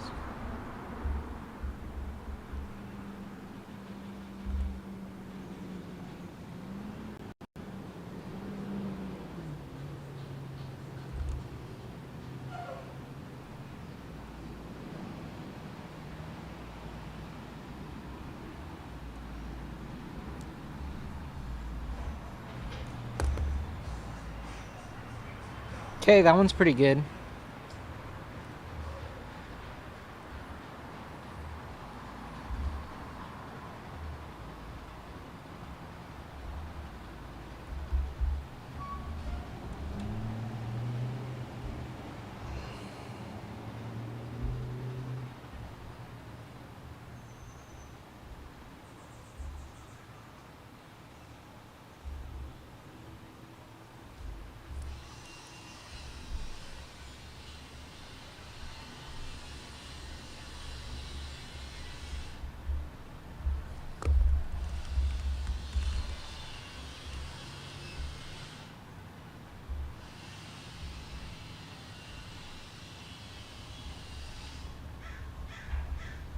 Aquatic monocot.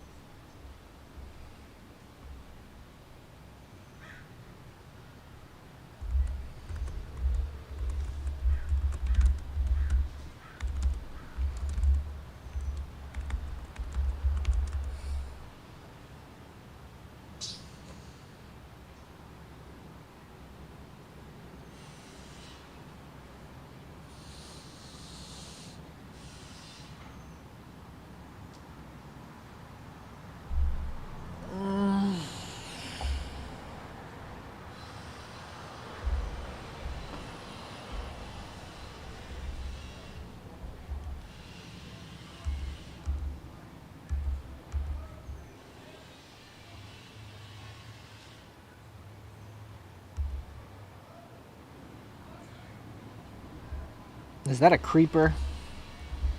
Okay, I don't know. I don't know any about that.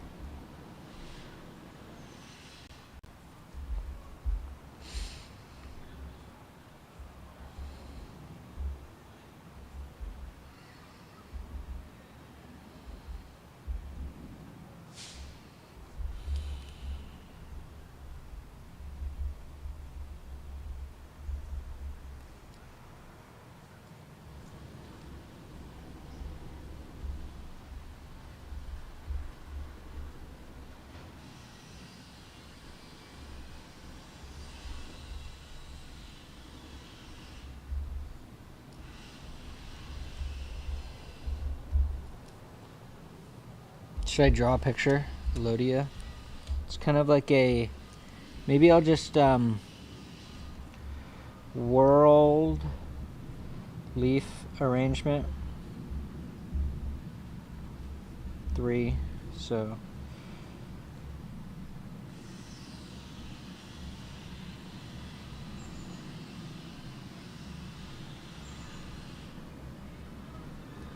Okay.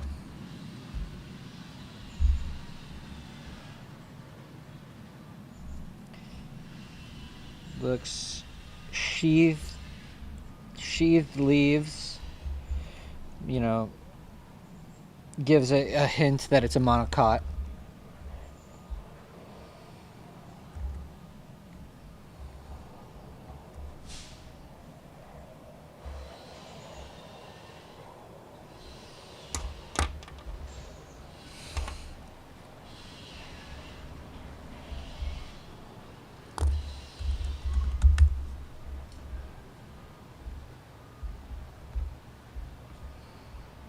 Sheathed. This is the root. This is also technically part of the root. Then we have the stem, and then the sheathed, simple parallel leaves. All right, that's pretty easy. So we have fibrous roots, I think. Wait, hold on. Let me just remember. I'm pretty sure it's true that. Yeah, monocots have fibrous roots. So fibrous roots, large starch storage, thick stem ish, thickish stem with parallel veined sheathed leaves. All right. Very good.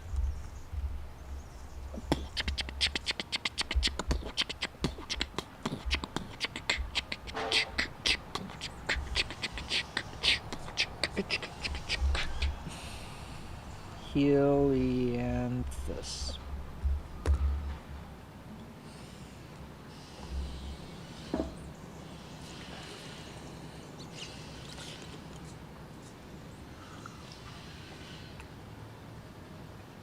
Okay, this is a Helianthus stem. So this is a sunflower, which is dicot. So what should we expect to see in a dicot stem?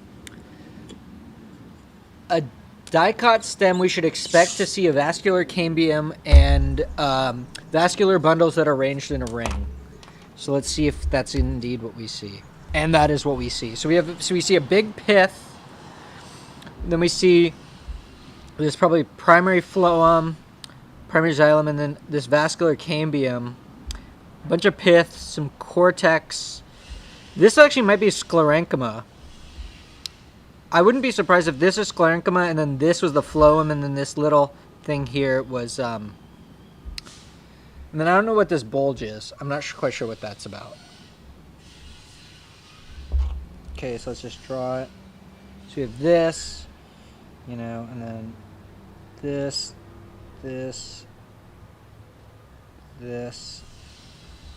circular pattern it all around. Get the pith. Get the scler.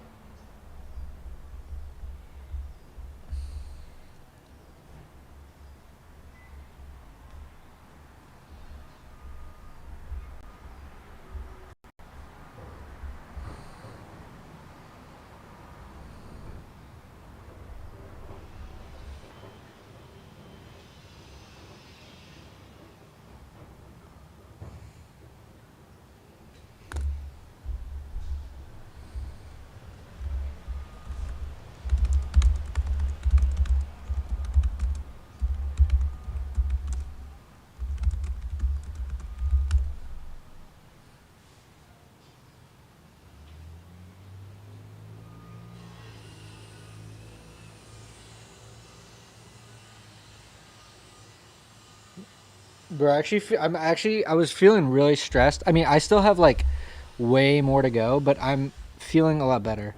Oh no, okay, so wait, never mind. So this is not sclerenchyma. Sclerenchyma is above.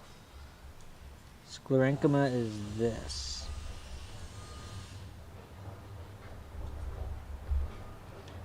This whole thing is the flow. So we do see sclerenchyma, but the dark red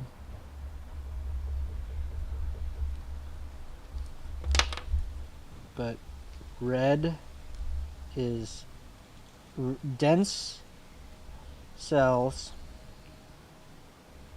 is phloem. And then we also see this is collenchyma. And then we have the epi,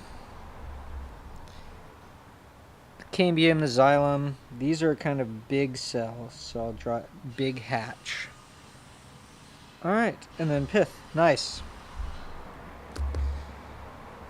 So does the cortex include...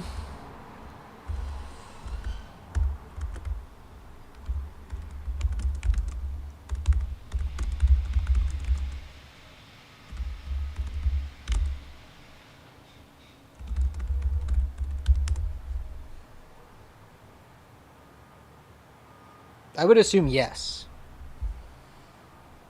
I'm gonna have to start a new chat soon because it's getting too. And then the cortex includes colon, gyma, and sclera. Okay, cool. So I feel pretty good on that one. Okay, here we go. It has vascular bundles arranged in a ring. Each bundle contains the phloem and xylem. The xylem is composed of red-stained thick walls. The xylem occurs inside the vascular bundle. The phloem is composed of blue stain. That's not even correct. At least not in this micrograph. Okay, cool. We got Zia stem. I thought we just did Zia. We did Zia leaf. Now we're doing Zia, which is a monocot stem. So in a monocot stem, we should expect to see vascular bundles all around the place. Scattered, yes. Okay, Zia stem. Okay, I do want to get a close-up of this. I would assume that this whole area is xylem. Actually, I forget what this is, though. We need to...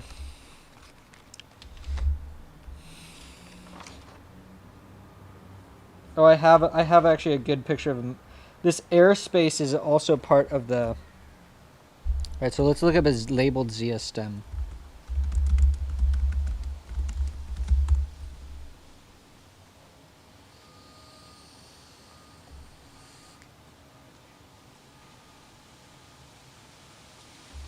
Dude, botany just runs in my veins, man. I was born to botanize. I'm so fucking locked in right now, dude. I actually really like this stuff. It's just interesting, man. Because it's like, we're talking about hundreds of millions of years of evolution. Oh, wow. Okay. So these vessel elements, this whole thing I'm guessing is xylem. The phloem, yeah, is this usually you can kind of see the phloem. And you can see the companion cells. That's right. Okay, so we have... So this monocot vascular bundle that I drew is actually pretty good. Oh, wait. Wait. Tracheid. Wait, hold on.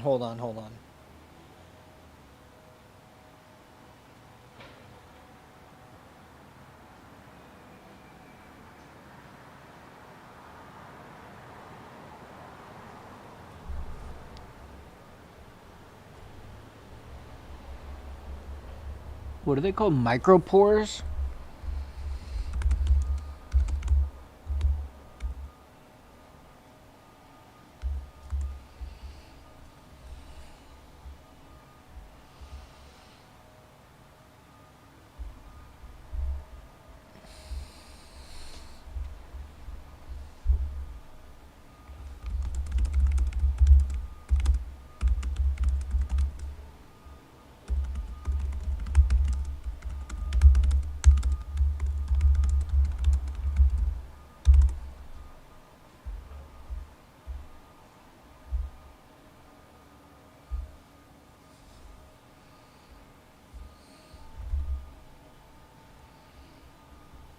So this is... Oh, fuck. I don't know what all this is.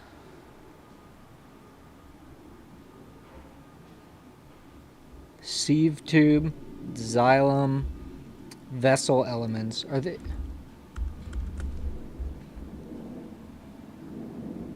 Oh, it was micropipes.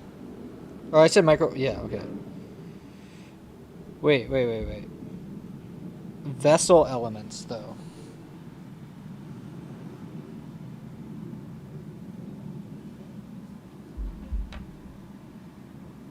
Oh, no.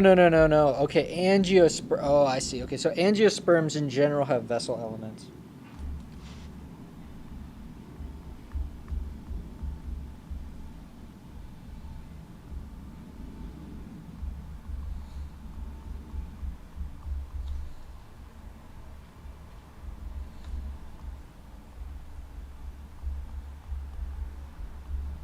Okay. So that's why we see the vessel elements in the monocots too.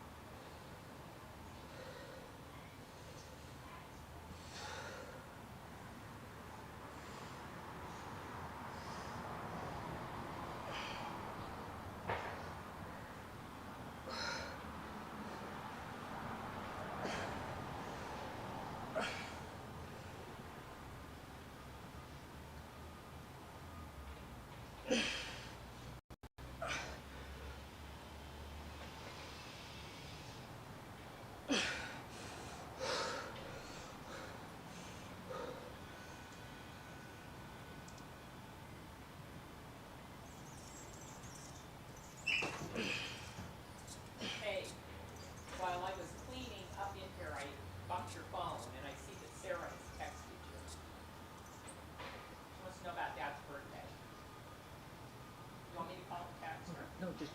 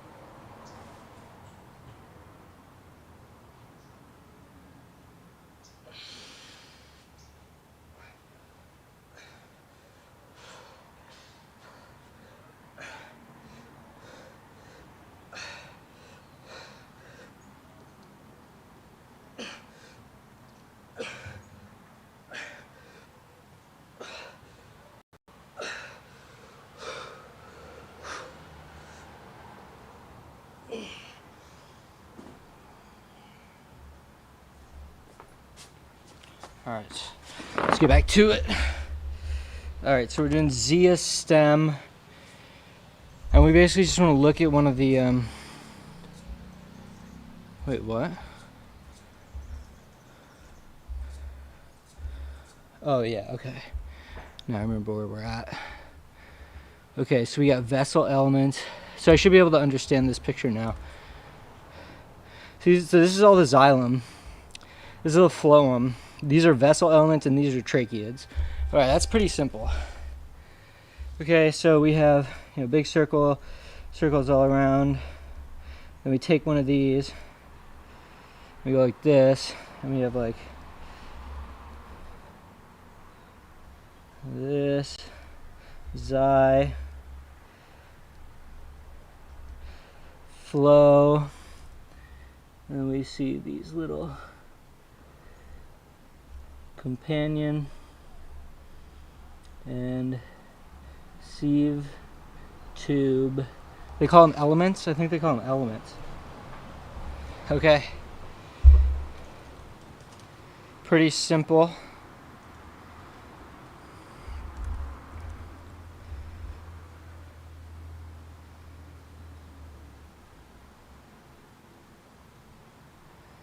All right. 7. Coleus.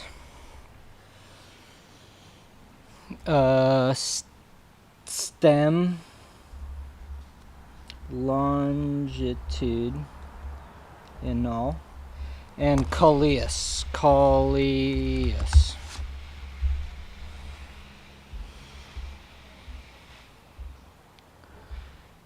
Dicot. Okay, so now we're looking at a dicot stem.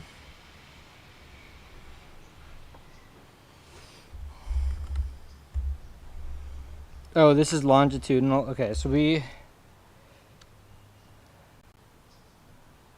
Honestly, it looks like the prototypical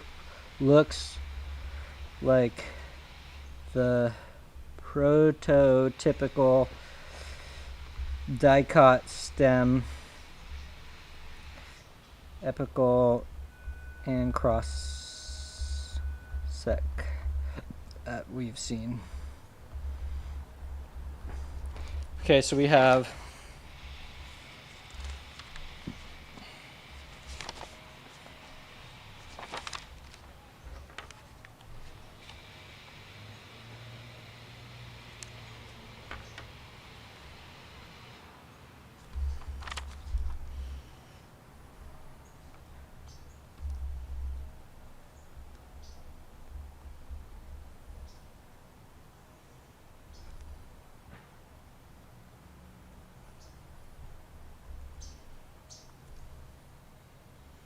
Alright, so we already have this one, so we can skip this one. Let's close some of these things that we've looked up.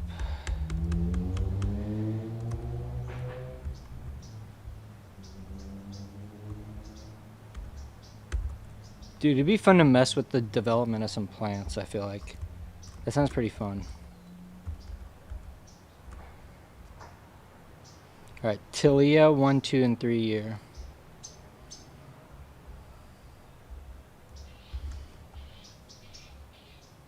Oh, that's pretty sick. So what are... So let's look. Tilia 1, 2, 3 year. Alright, so Tilia... Oh, why did I click escape, dude? I always do that. This thing is so annoying. If you click escape, it closes the whole program. Okay,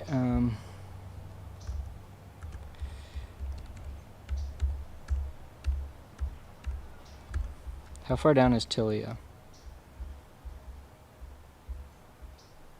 Okay, we're almost done with plants too. We definitely have another like 6 hours of studying though. Okay, Tilia is what?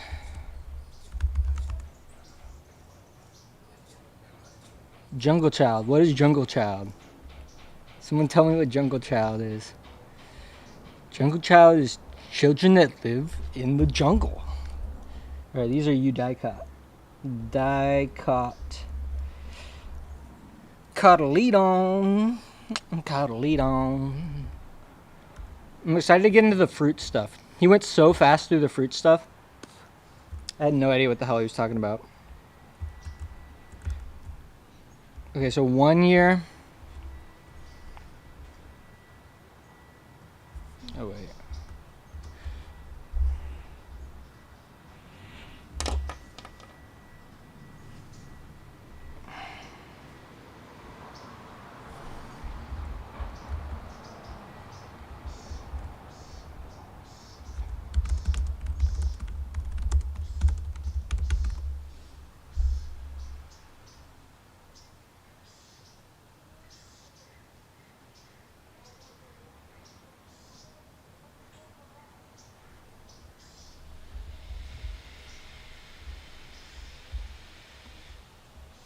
Yeah, we're gonna have to start anew. This thing is so slow.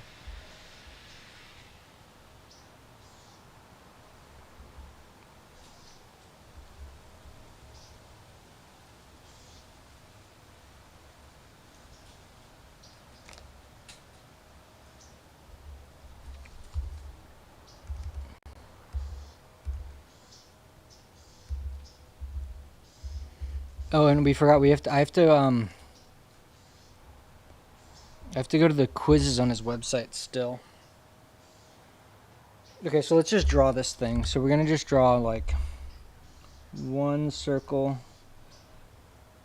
2 circles, 3 circles. This is 1 year, 2 year, 3 year. Okay, so here. Can I move this thing? I don't want this thing here.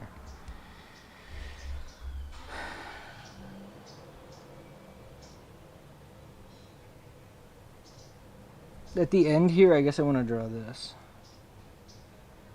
So what we're drawing right now is the vascular cambium, I believe.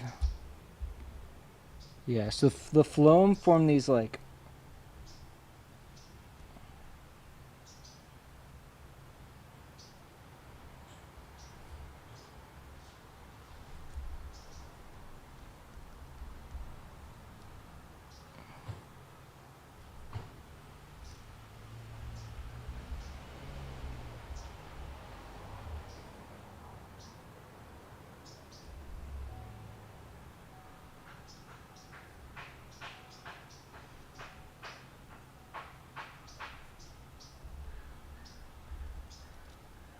so this is this. Then we have 1, 2.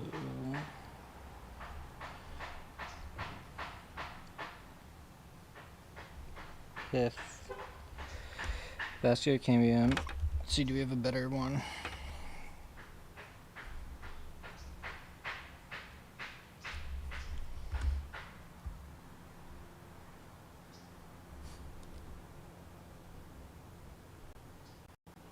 You can't really see the layers of the phloem.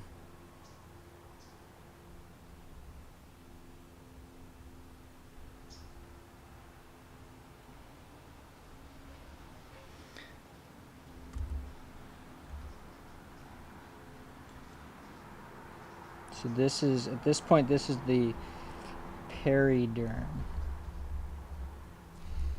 No more epiderm. It fell away. Okay, that's all I'm going to do for that one. We don't have enough time to draw all 3 of them.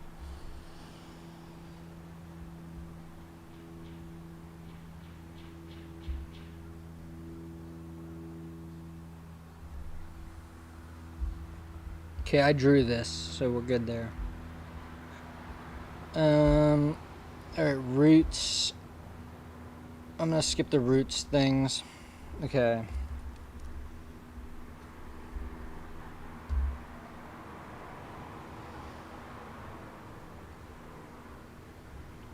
Ranunculus, mature root. Okay, so ranunculus.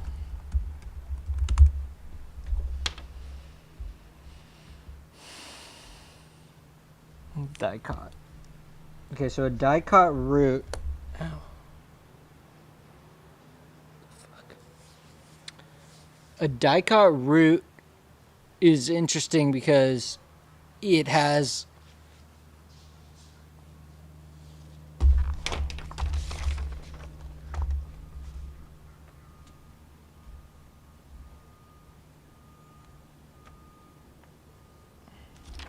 oh, I see.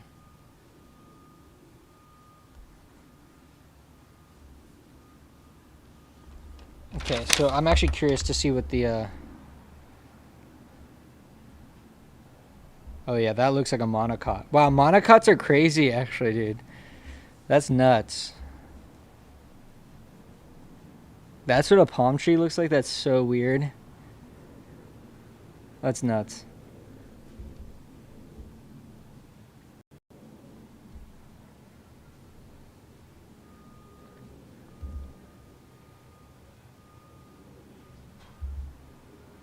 Oh, yeah. Hot damn, that's cool. Okay, so I actually want to draw both the low power. So let's say scan power. So we have a big circle. And basically we have a tiny circle in the middle. And then we have our X-shaped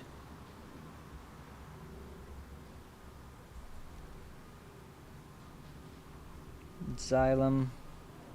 What's outside of the, is it cortex? Yes, this is cortex. This is, we have these little bundles here. These are flow.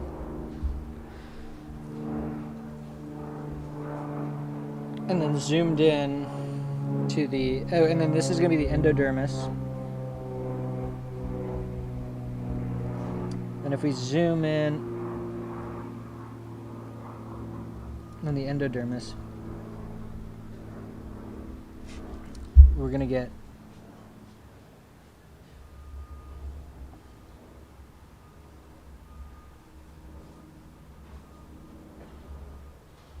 something like this, and then there's big circles here, and then there's tiny circles surrounding this. And then we have our bundle, which is hatched. Bundle hatched. Bundle hatched. Okay.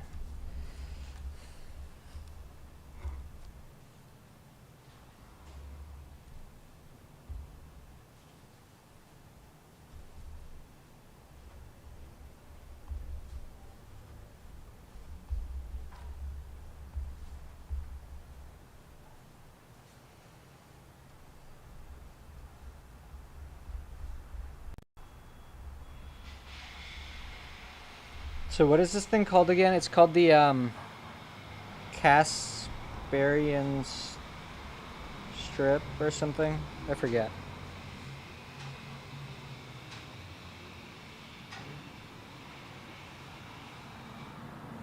Okay, that one's pretty chill. That one's good. Okay, Smilax root.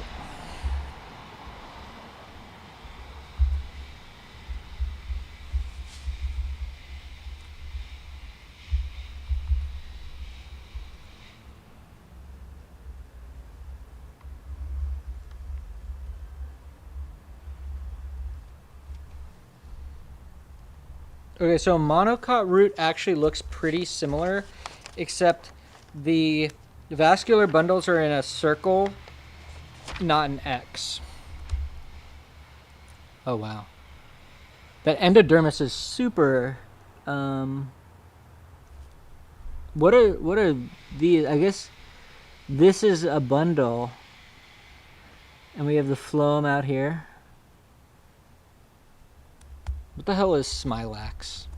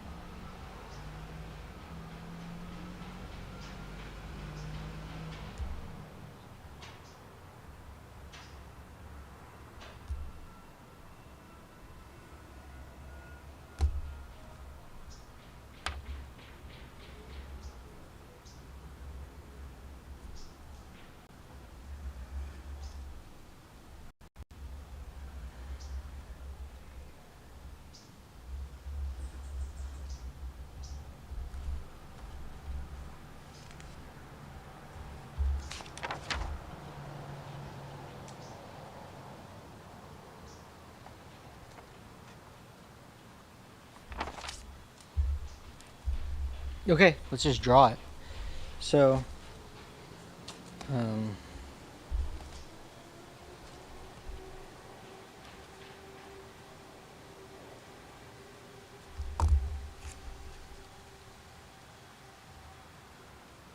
there's a special name for this. This isn't just palmate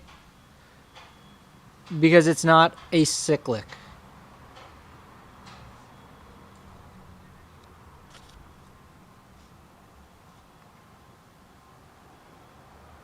Oh, I remember what I was gonna ask. Yeah, okay, wait, hold on. How do companies, how do people prepare slides like this? It seems fun and challenging.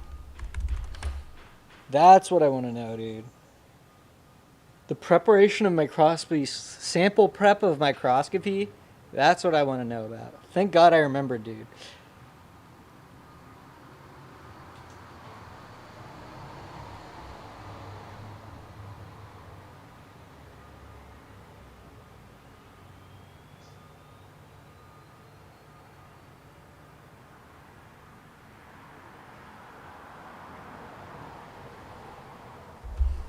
Glacial acetic acid? What does that mean, bro?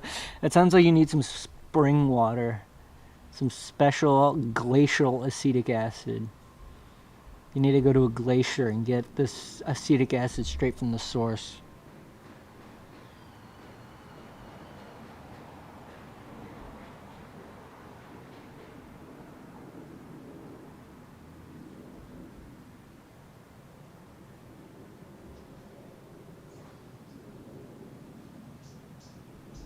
Oh, microtome, dude.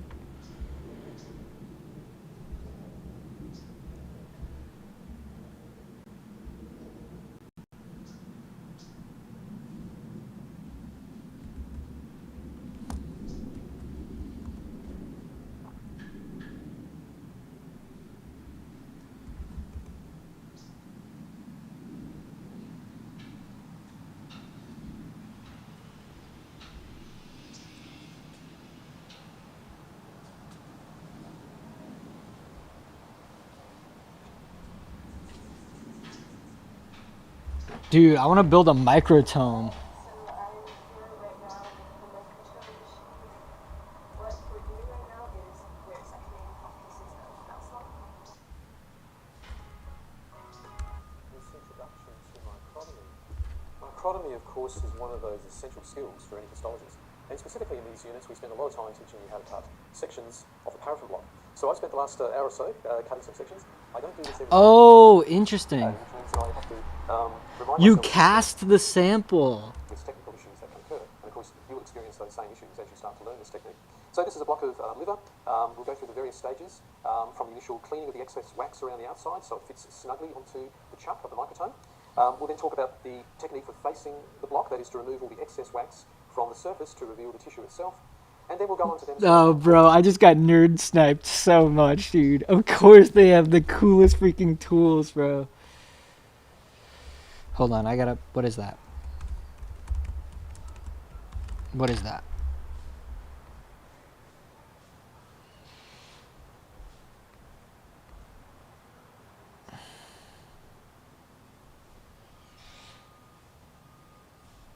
It's a browser?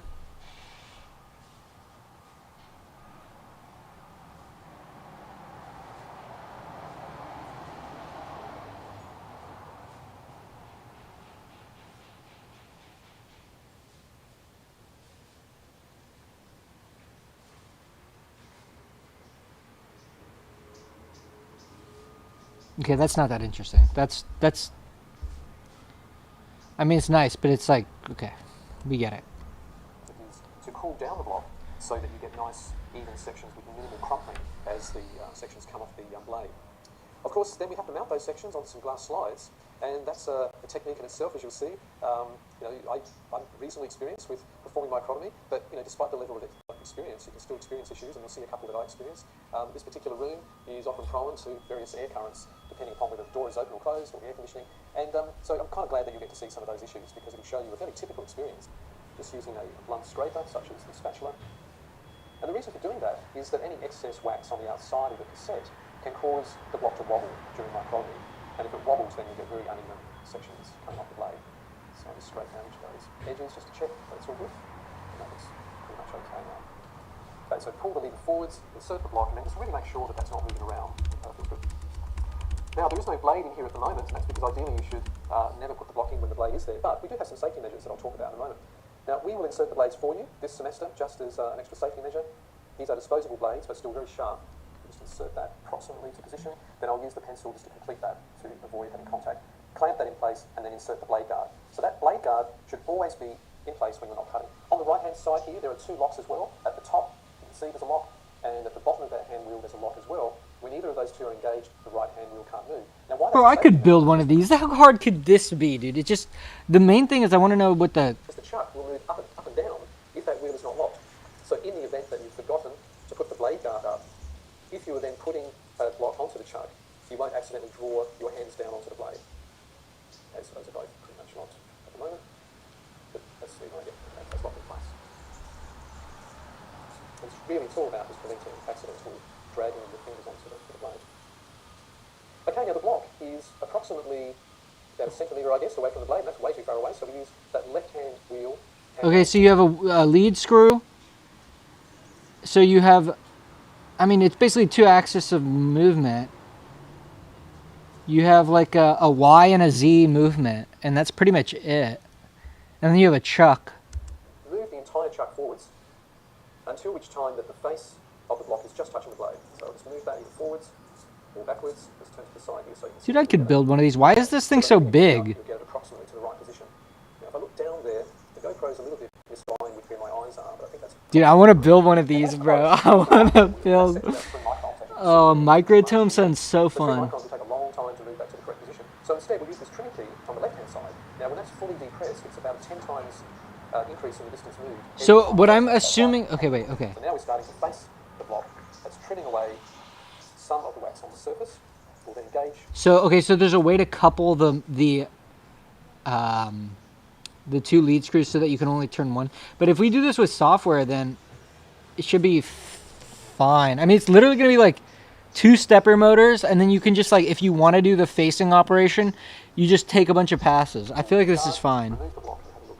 Okay, so that's not too bad. Just in the top right-hand corner, if I tilt that in the light so the GoPro will catch it here. See, the bottom part is... Oh, so the result of your sample is actually... It's not that it cuts a slice of paraffin wax that you... I don't know. Hold on. But that top right-hand corner, you can just see it's got a slightly different texture to it because it's still covered with paraffin wax.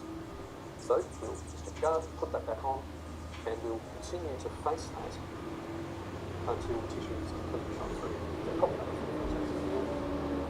Trim key pressed, that should be enough, I think. Guard up, lock on. That should be enough. So now to check that again, just turn the light a little bit, and see that that tissue is now completely shone through. Okay, now the next step is to cool down the block, because at room temperature we'll find the sections... Dude, I totally found my next project, bro. I'm obviously going to build something to be able to make myself slides. That's so... I could take this leaf, bro, and do something cool with it. That's not very cold. Hopefully it'll be cold enough. And just turn it on about 5 minutes ago. So while that's cooling down, we can just clean the area. Always important to prevent cross-contamination of the samples, whether in a diagnostic setting or a research setting. That's now had about 5 minutes. I'm a bit doubtful with the temperature, but we'll give it a go. It should be cool enough to at least demonstrate the next step. So in theory, being cooler, we should now start to be able to get a few flat sections. Just check the position. It's not too far off where it needs to be. You may just still need to use the trimming key initially if the block's too far away. Okay, so that's approximately where it needs to be. I'll just get rid of that first section, that's going to be way too thick. Having had the trimming key down. Now, this is the tricky part to learn, is you need to try to encourage a few sections off the blade and then to grab them. So use them as a handle, and then rather than pulling, you're essentially resting those sections and trying to draw them away, and that's still something quite bad. You see that the ones closest to the blade. The ones further out are okay, but yeah, that's clearly not cold enough. So as often as the case, You could easily put a Peltier on there to get that thing... Oh, shit, hold on. Guys, I'm going to take a break because the neighbors' gardeners are here. It's just going to be very noisy. So I'm going to mute it and just put it on some cool-looking slide, and I'll be back after a short walk. So... But, bro, my microtome Microtome. A microtome.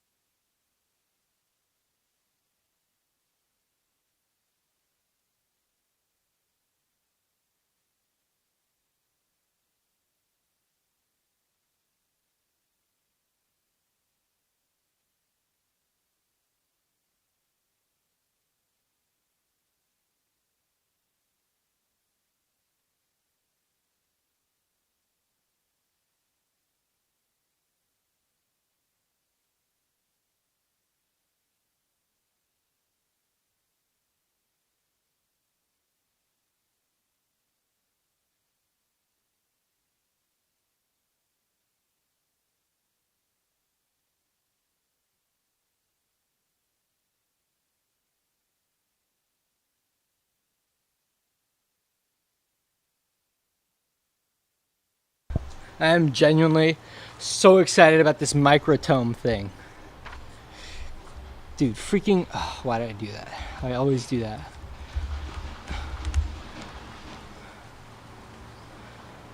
Okay, actually, can we just watch this? Some of these videos suck, man. It's like... That's what makes me so excited. Is I've never seen someone build a microtome. So the thing is... Okay, wait, what is histology?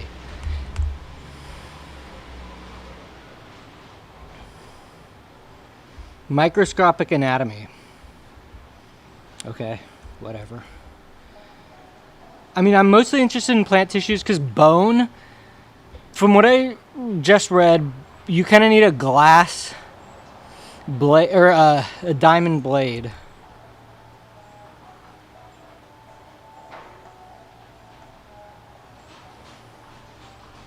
Assuming you've already harvested and embedded your tissue samples in paraffin wax, obtain your paraffin cartridge from the refrigerator.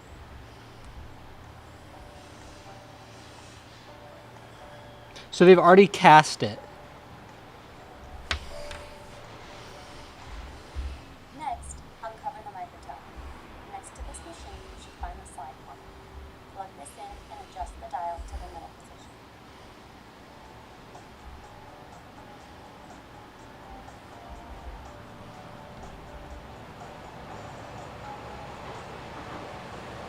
Place a beaker of warm water on the slide bar. The transfer pipette within reach. Next, remove a blank slide from the box and label it with your initials, organ type, and date. Place the slide down on the warmer and using a transfer pipette, put a few drops of water onto the slide.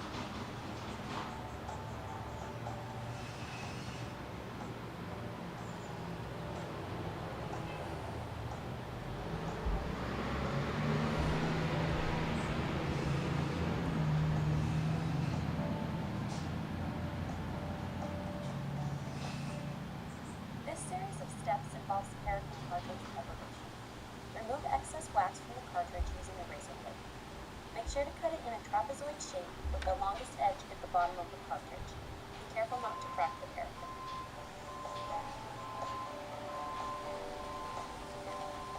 When you are ready to section the paraffin-embedded organ, place the paraffin cartridge in the microtome while pulling the main handle towards you. Use the knob on the right to adjust the section thickness required for your section. Approximately. Oh, see, now that's pretty interesting. Next, So wait, okay, let me think about that.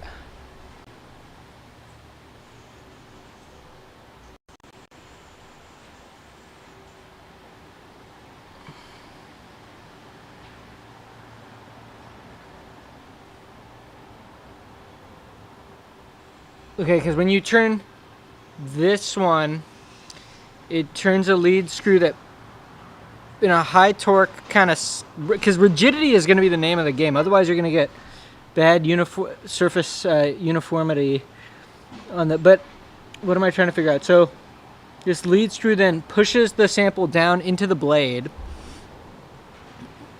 but then the wheel on the left has to move the paraffin cartridge close to the microtome blade.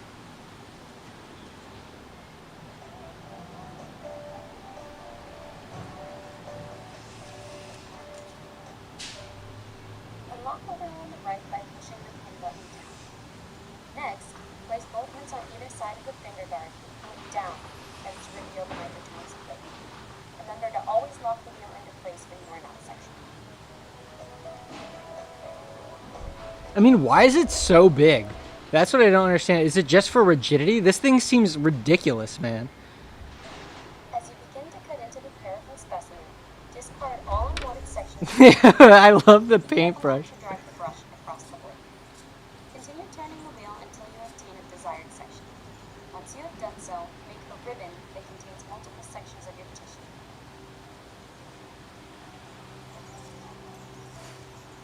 The fuck is she doing?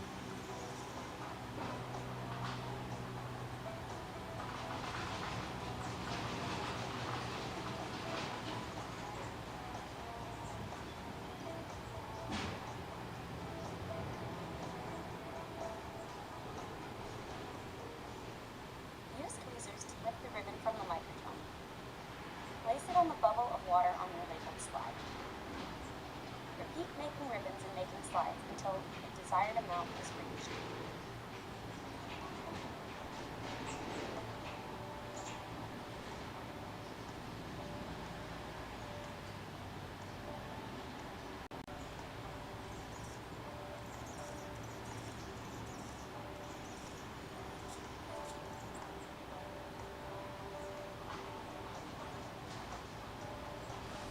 When you are finished using the microtome, place the finger guard back into position and remove the paraffin cartridge. Use a paintbrush to thoroughly brush away excess material.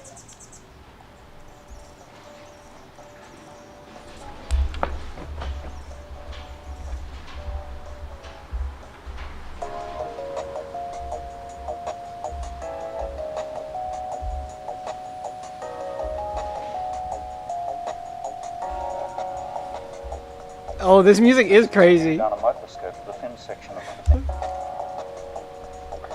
This is Oh. down a microscope to the thin section of the kidney. The kidney has been processed, sectioned, and stained to allow us to study its cellular structure.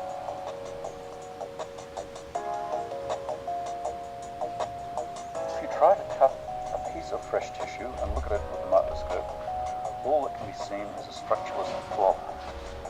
There are several obvious problems.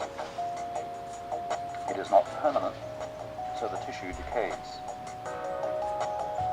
It is difficult to cut sections thin enough to allow light to pass through the section.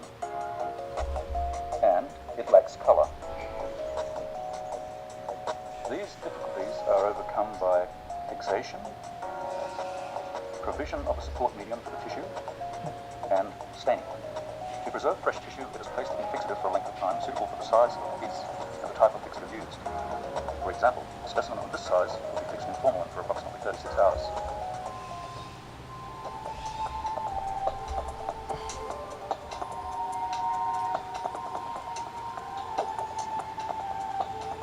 The fixed tissue is transferred into a labelled plastic cassette that is then placed in a stainless steel carrier.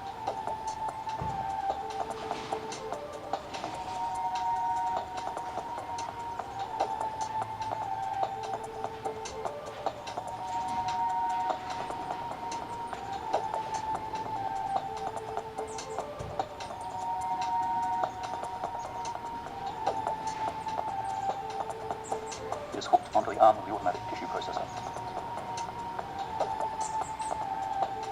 The carrier is lowered into the first bath of 70% alcohol. The timer set. The processor holds beakers of alcohol of increasing concentration, and as the machine goes through its cycle, the tissue is dehydrated gradually to avoid excessive shrinkage. Paraffin wax is not soluble in alcohol, so after dehydration, the tissue is exposed to a solvent that is miscible with both alcohol and paraffin wax. These solvents are known as clearing agents because they also make the tissue translucent. The last few figures in the machine contain the clearing agent. This laboratory uses a non-toxic organic solvent, stellene. At the end of the cycle, the specimen is immersed for an hour or more in pots of molten paraffin wax. The end product is tissue impregnated with molten wax. The next step is blocking the specimen in solid wax.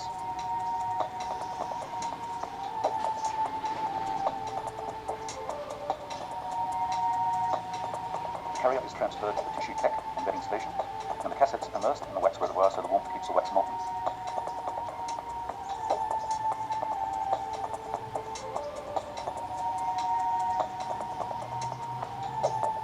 The tissue is removed and orientated as required in a metal mold, which has been filled with molten wax. The base of the cassette with the specimen ID on its side forms a lid to the mold. The mold is topped up with extra wax. Top me off, brother.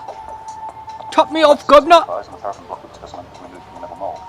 The tissue sample is now ready for the next step, section cutting.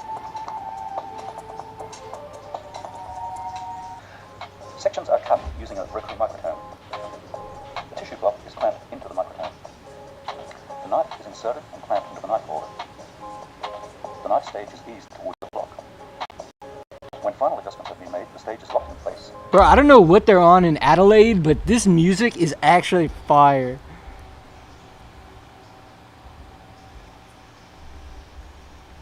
Like, I would sample those guitars, bro. That sounds awesome. Routinely 7 microns. By rotating the handle, the block I would actually just listen to that. lowered down past the knife to produce a section.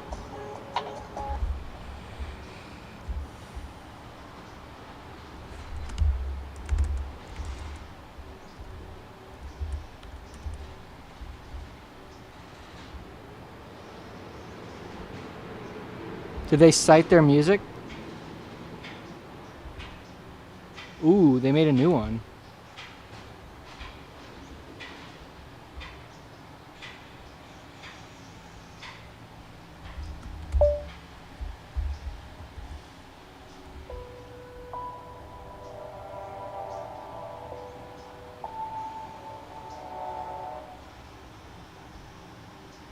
This video is an overview of the steps taken in preparing tissue samples for light microscopy. This is a view down a microscope of a thin section of kidney. The kidney has been fixed, processed, sectioned, and stained to show its cellular structure. These sections of wax and tissue form a ribbon that can be lifted off the knife and laid down in strips. Due to compression, the tissue sections are slightly wrinkled, but most folds can be removed by threading up the ribbon or individual sections on a warm water bath. So that's the crazy part to me is why does it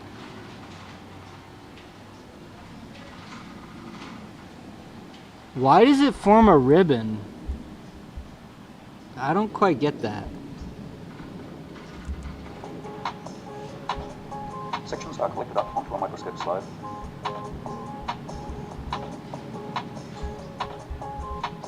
and dried in a 40-degree oven overnight.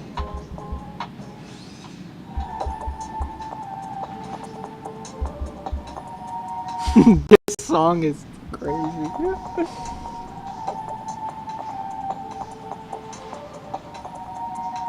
The wax in the tissue sections is dissolved away by the clearing agent. The slides are then rehydrated since the solvents are not miscible with the dyes.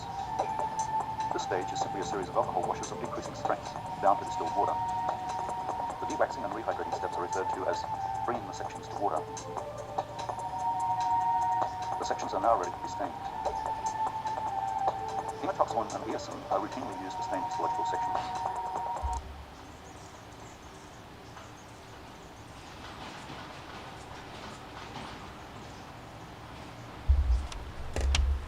Okay, all right. Enough of this. We got to get back to work.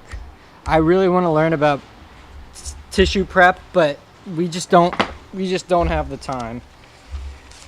I have 2 more hours before I have to go to class, and okay. So wait, where are we at here? We're doing Smilax. Oh yeah, I closed it. Okay, we can close this one. Let's get Smilax.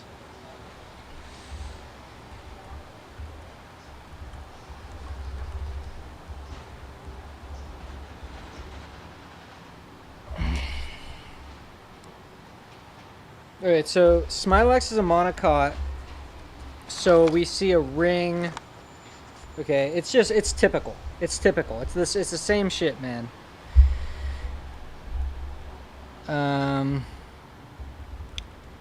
Okay.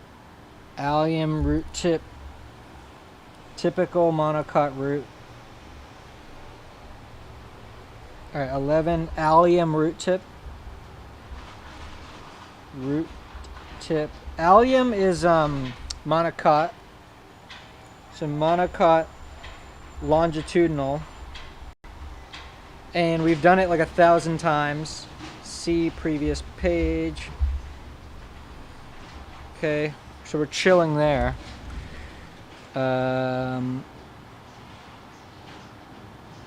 only thing is that you can see like here's anaphase is going on right here. This is probably like prophase or something. The main except mitosis stages.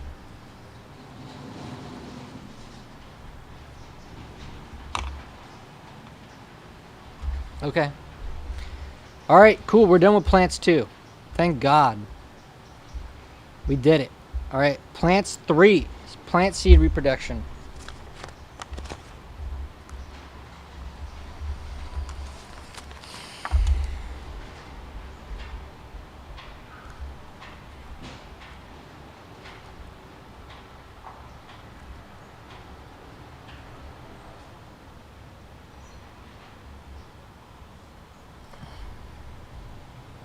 Okay, so all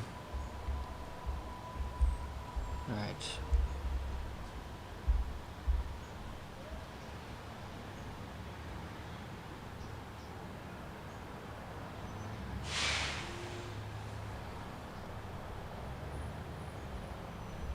Furunculus.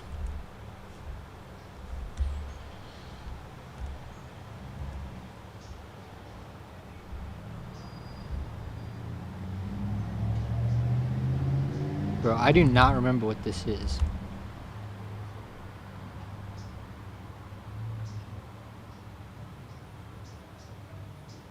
See, that's the main thing, is I'm screwed on the...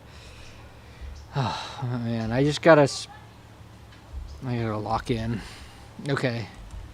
So let's take some notes. So we have a lot of diagrams here.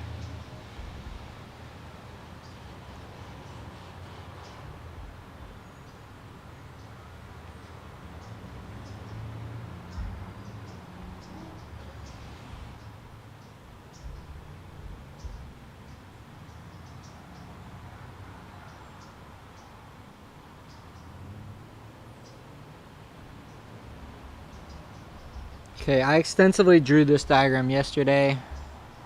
I actually already drew this diagram. Let's see, do I have a good flower drawing?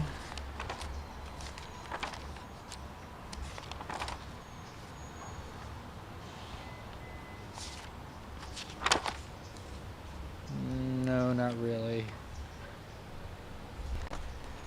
Okay.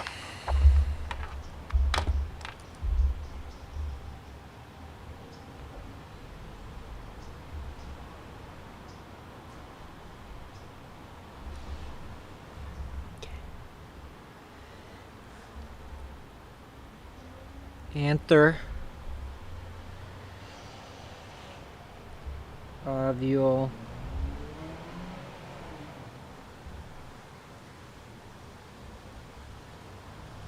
receptacle,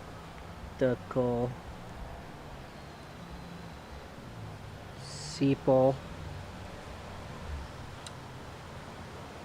petal,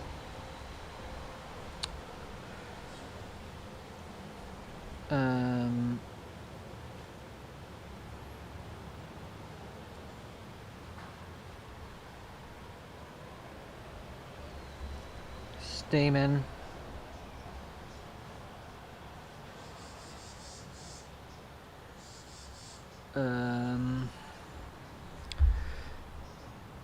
stigma, style,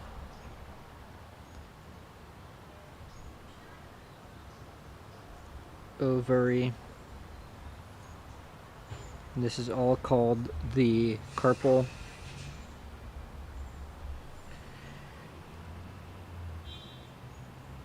Okay, I think we're good there.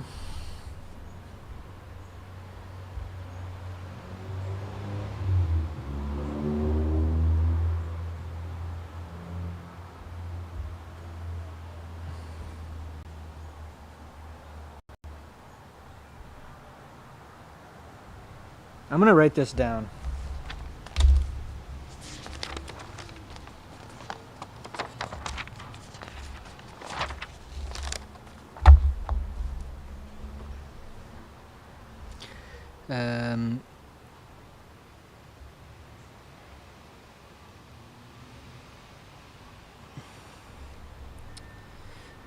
A, B, C. So A is... So wait, let's do this. A, C, C, C, C, A.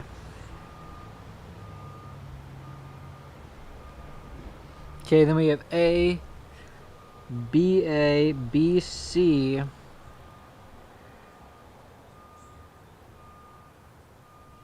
and then two C's, and then two B's. Okay, so this is just symmetric. So this is sepal,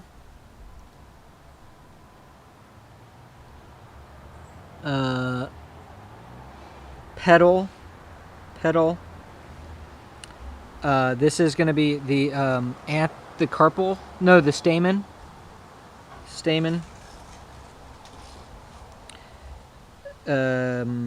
This is what? Carpel. Okay, so that's enough of that. Okay, that's pretty simple. So this is like the gene regulation of flowers. Okay. That's pretty basic. Gametophyte development. Yeah, we actually have this already. We have this already. We have this already. Dicot inches from seed development. Is this different? Oh no, it's just the cotyledons. Okay, maybe I should draw some of this down.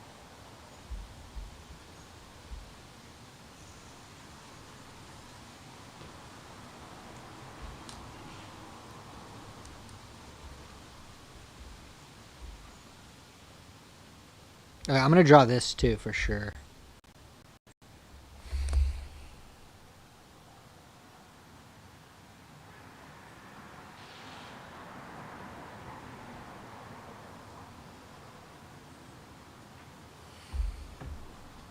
Cotyledon. Okay, so let's okay,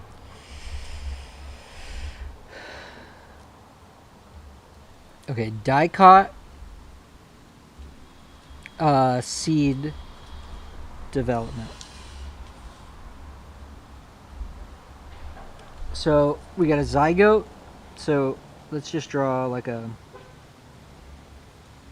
thing like this. We got an ovule. Okay, we have our zygote. Zygote. Okay, then we get a terminal cell and a basal cell.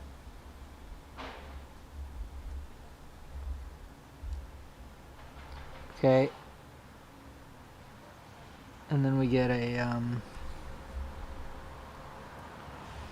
then we get into a circle like this and a tube like this. And this is the proembryo. And this is the suspensor.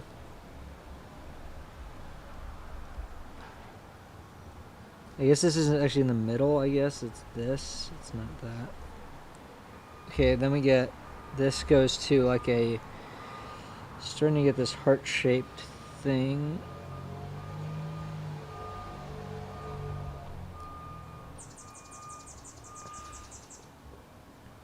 Okay, protoderm, ground meristem, procambium. Okay, and then this goes into the wings of the two cotyledons. And then finally into, you know, this thing that's like this, this. We have our wings, they're cotyledons. Okay, then we have the shoot apex.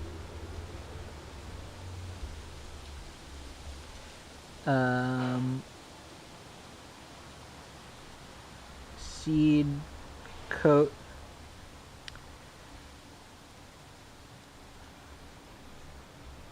Root apex. Endosperm.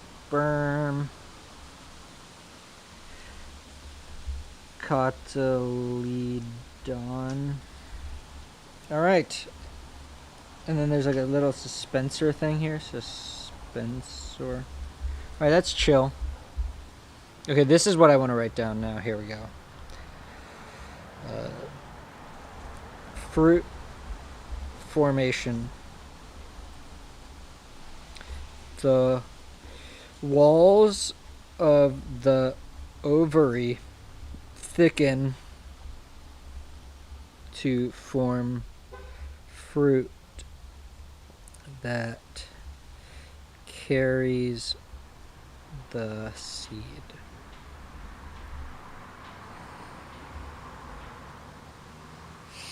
Okay, so we have this ovule. And this goes into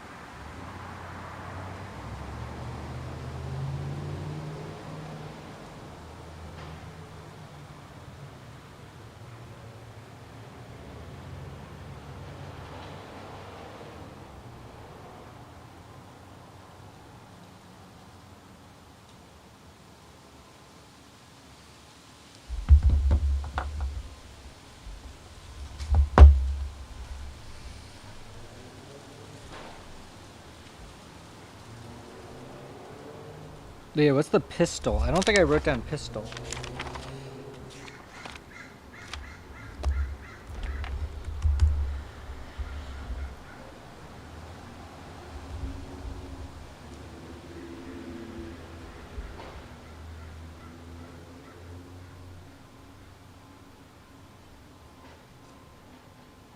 Oh yeah, right. There Carpal is can be a collection of pistols. Because there can be more than one pistol, but there's only. Let's make another one. I like to keep that one.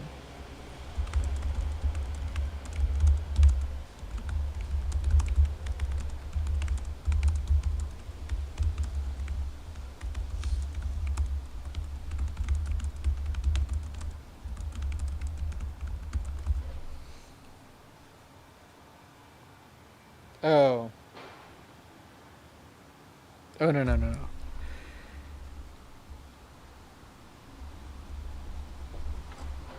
The pistol is all the carpals. Okay. Okay.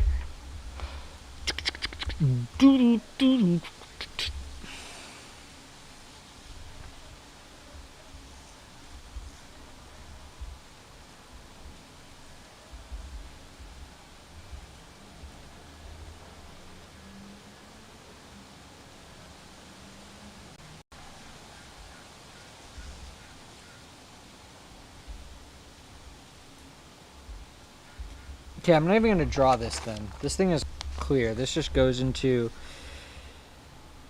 Alright, so I'm going to skip that. That's fine.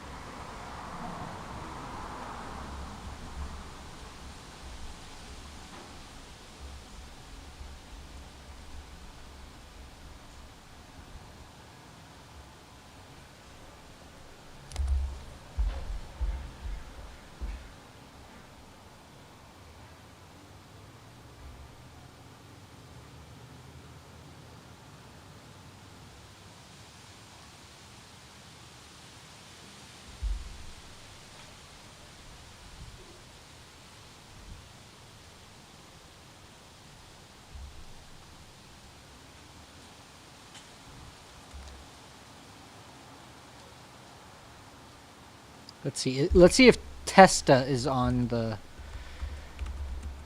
Nope. I feel like there's nothing on here. What about Cotyledon?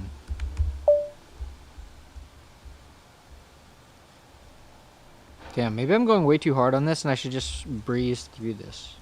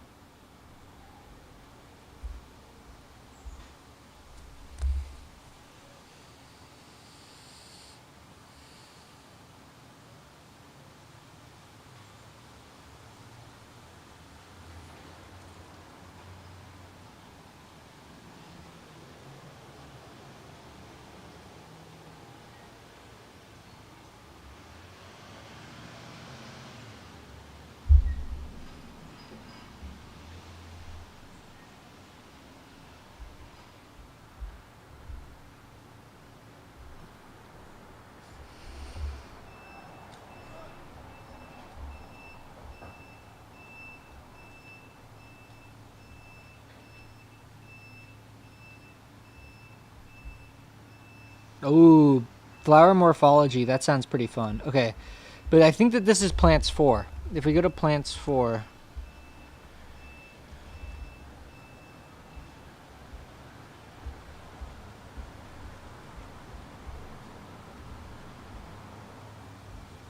Yeah. That sounds like a plants 4 thing.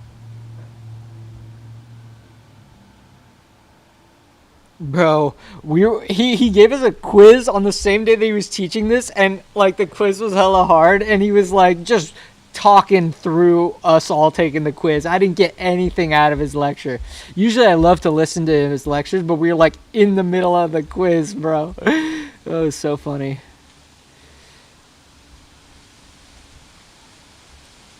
Bro, kinase? Come on. Okay, so alright, so we're good on plants 3 slides. Now we're gonna go to plants 3 here and see what we're just gonna read through it and see if we don't know it already.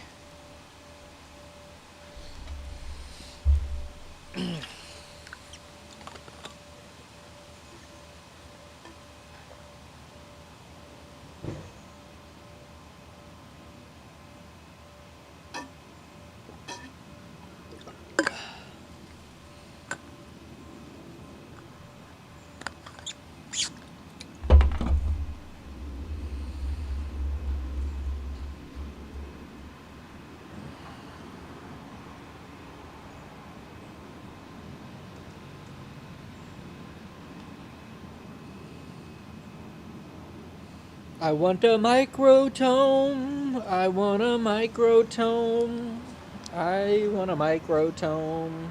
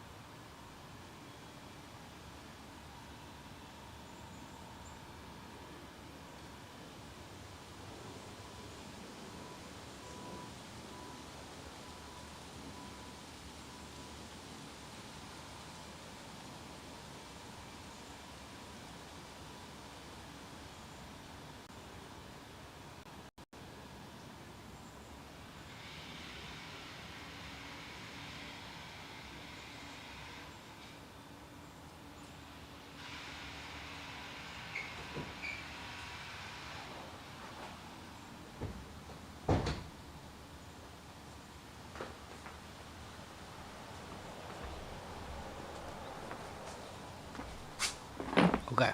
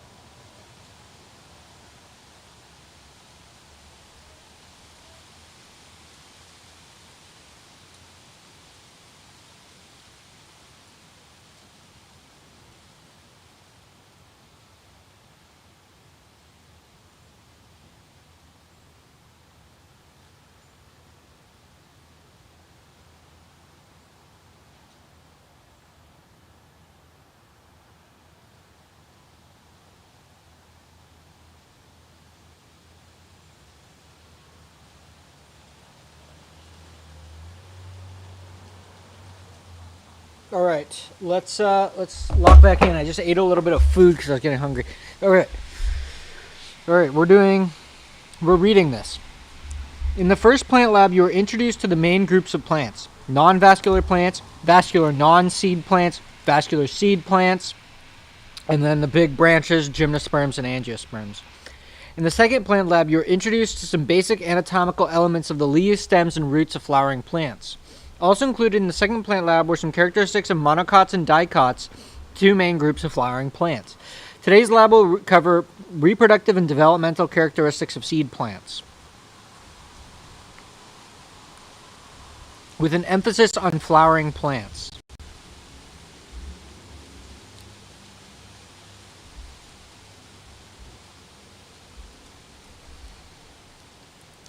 I love that if you just think about how the sporophytes in the evolution of this just got more and more dominant. That's kind of how I remember this. It's like, at first, the sporophytes were just kind of a little thing, but it got totally turned on its head when it's like, okay, no, gametophytes are like going to be as small as freaking possible. The female gametophyte is 7 cells in angiosperms, and it's 2 or 3 in the male gametophyte. All right.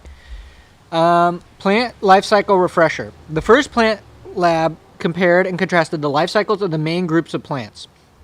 You may want to review that material in the handout in Campbell. Remember that all plants, like the rest of eukaryotes, have a haploid and diploid phase of their life cycle. In addition, all plants show alternation of generation. Both the haploid phase and the diploid phase are multicellular. This, of course, is quite different from the animal life cycle. The haploid phase is unicellular and consists only of an egg and sperm. It's essential to remember the terminology that describes life cycles in plants. The sporophyte is diploid. At some point, the cells in the sporophyte undergo meiosis, cutting the chromosome number in half to make haploid spores.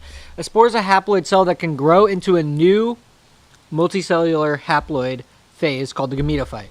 The gametophyte makes haploid gametes via mitotic cell division. While all the plants show alternation of generations, they vary in terms of the size and degree of independence of each phase.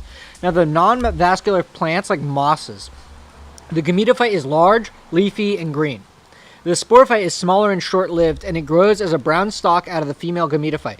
Moss gametophytes produce naked sperm that need water to swim to the egg in the female gametophyte. Mosses live on land, but they can only complete their life cycle in very wet conditions. Vascular non-seed plants like ferns or pteridophytes, the sporophyte is large and green. The gametophyte, also green, lives separately but is small and short-lived. Like mosses, the fern gametophytes make naked sperm that need water to swim to the egg. Fern gametophytes commonly make both eggs and sperm, and that's called the prothallium. But since they make these at different times, fertilization occurs between 2 different gametophytes. Ferns also need wet conditions. All right. Vascular seed plants, conifers and flowering plants. The sporophyte is large, long-lived, and green. The gametophyte is tiny, only a few cells, and develops completely inside the sporophyte. The male gametophyte is a pollen grain which can withstand dry conditions and be dispersed by the air. Seed plants can reproduce in dry conditions. All right, so that's the big advantage. What makes seed plants different? Seed plants are highly adapted to life on land. Non-seed, non-vascular plants such as mosses require water. for fertilization. Seed plants have two key tricks that allow them to reproduce in dry environments: seeds and pollen. Seeds provide protection and nourishment from the developing embryo. Thanks to seeds, plants can be dispersed widely by animals or wind. Seeds also allow many plants to survive harsh conditions. In a vascular non-seed plant, like ferns, the young sporophyte is dependent on the gametophyte.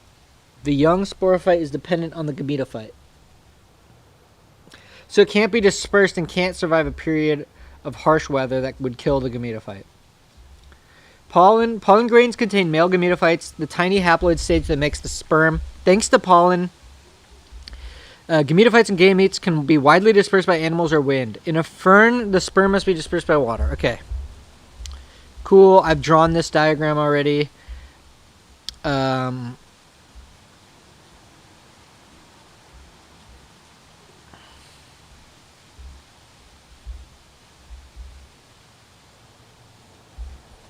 Okay. Alright, we need the staminate cone, but we're skipping all of this until the end, and then we'll just collect all of our drawings at the end. Observe the prepared slide of the male cone. Are you looking at the gametophyte or the sporophyte? So the male cone is part of the sporophyte. Wait.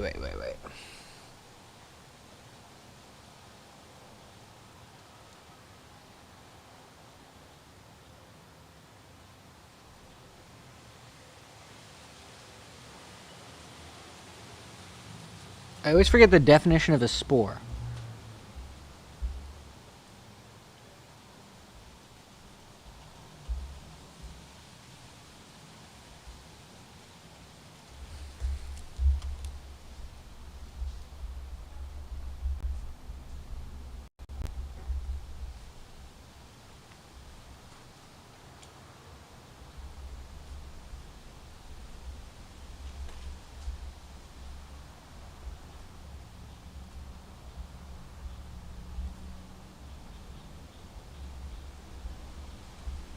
So, obviously the pine tree is a sporophyte.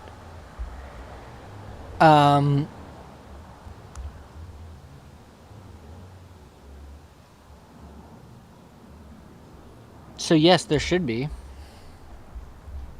And there should be sperm as well. Let me look at my diagram so that...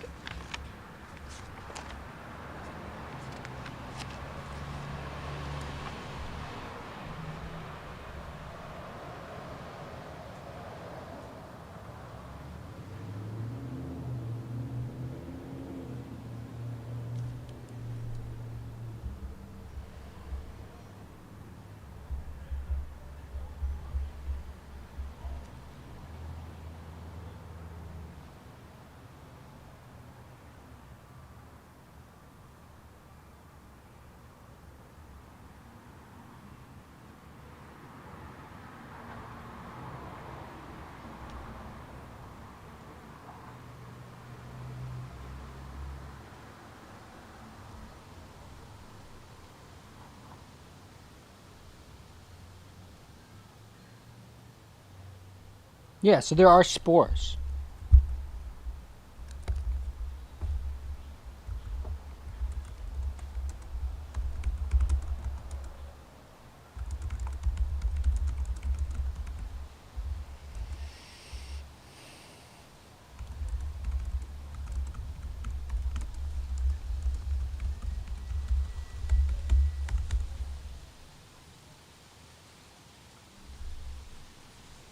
Okay. All right. All right, observe the prepared slide of the pollen grains. Pine trees are pollinated by the wind. They make a huge amount of pollen, which falls like yellow dust from the trees. If they're lucky, the wind may blow some pollen from a male cone on one tree to a female cone on another tree. Note the little wings on the pollen grains. This helps them get dispersed by the winds. When you look at a pollen grain, are you looking at the haploid cells or diploid cells? Haploid.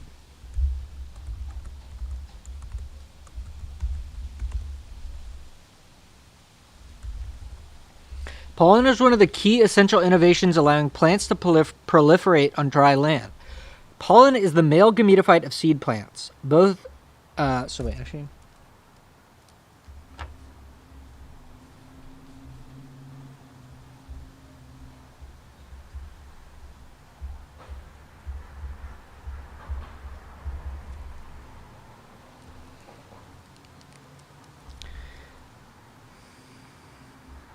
Pollen is the male gametophytes of seed plants. It is different in two key respects from the gametophytes of non-seed plants. It's tiny enough to be carried by wind or insects. It has a tougher outer wall that protects it from drying or other stresses. A pollen grain consists of just two cells, one that produces sperm and another that produces a sperm tube that helps the sperm get to the egg.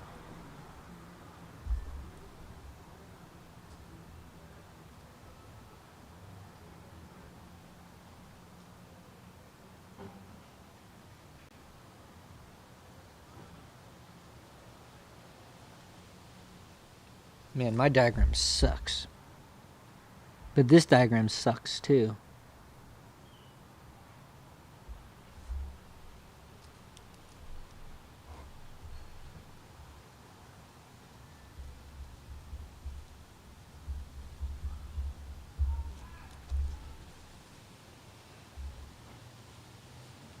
Okay.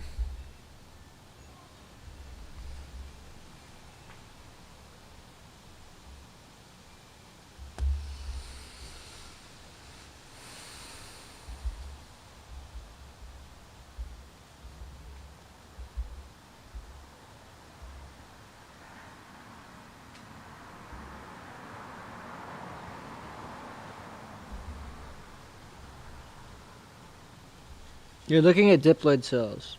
Where is the female gametophyte? If it's young, there might not be any. Meiosis occur in the ovule. Where would fertilization occur? Well, within the ovule. Ooh, this is a good question. All right, let's open up C Plants 3 and see if we can't figure this out. Oh, yeah, so yeah, there you go. Right.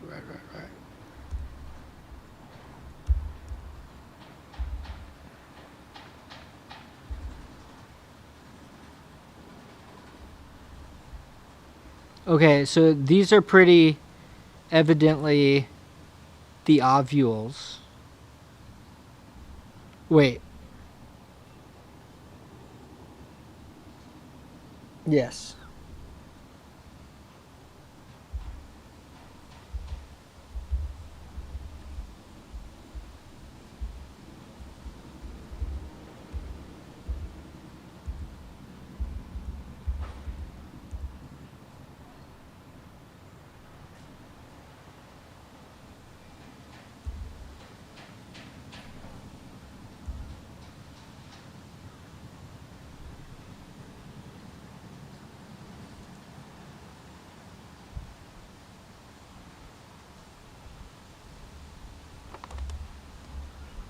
I'm gonna get a jacket and some pants and socks. I'm gonna get cold.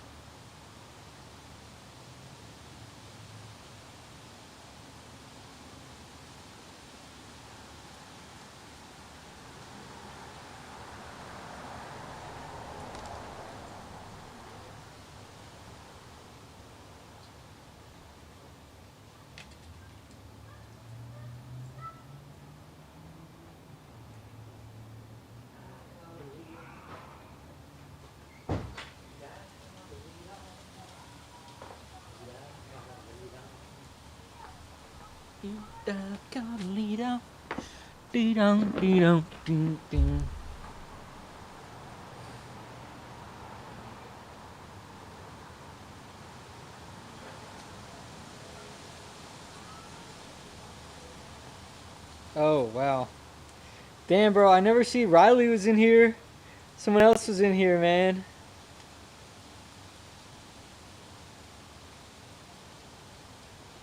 When was this? Can I see the timestamp?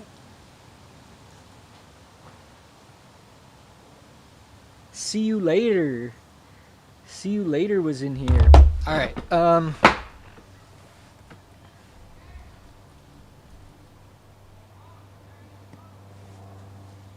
Dude, I think I'm actually, if I can just get like 5 more hours of studying in, I think even maybe 3 more hours, I think I'm probably gonna ace this quiz. Cause like I have a pretty good idea now that I've like gone through and been like, okay, this is monocot, this is dicot for each, you know, leaf, stem, and root. Like, it actually makes a lot of sense now. Like, I feel like I can look at a plant and be like, all right, yeah, I kind of know what I'm looking at. You could give me an arbitrary slice, whether it's longitudinal or cross-sectional, and I could probably tell you generally what type of plant it is. At the, what is it? Is dicot at the,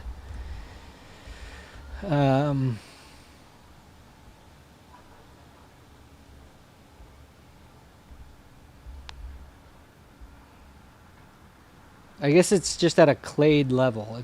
There's additional clade. So angiosperm is not a, it's a clade, but it's not like yeah. I mean, that's the thing about Linnaean thing. It's like the tree is not regular. I don't know if that's the right way to say it, but let's see, hold on. Regular tree.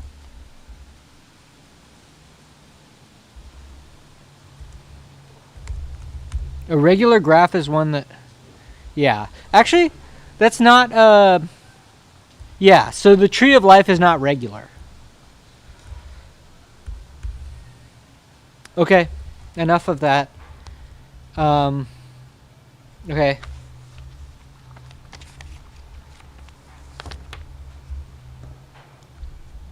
Alright, seeds are another of the key innovations helping plants succeed on dry land. A seed contains an embryo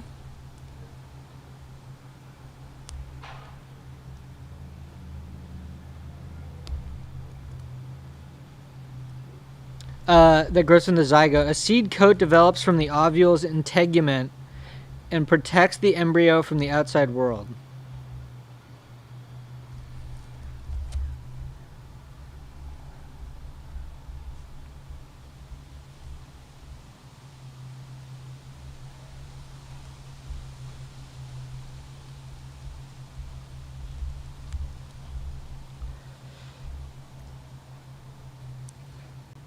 Between embryo and seed coat is a starch, endosperm.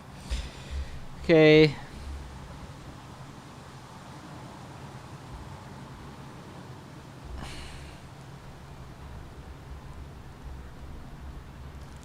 Perisperm.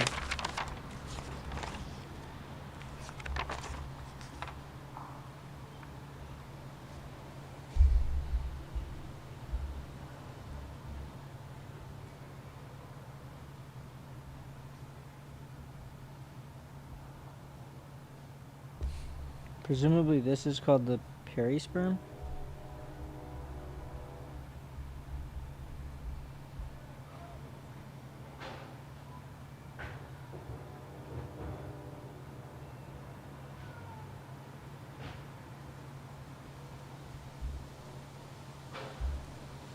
Alright. Angiosperm reproduction. Angiosperms are flowering plants. They have seeds and pollen like gymnosperms. They also have flowers and fruits. Flowers help the sperm and eggs of plants get together. The sperm comes from pollen, and the flowers of many plants function to induce animals to carry pollen from one flower to another. Flowers are mostly sporophyte tissue of the parent plant, but they contain the tiny haploid gametophytes of the next generation.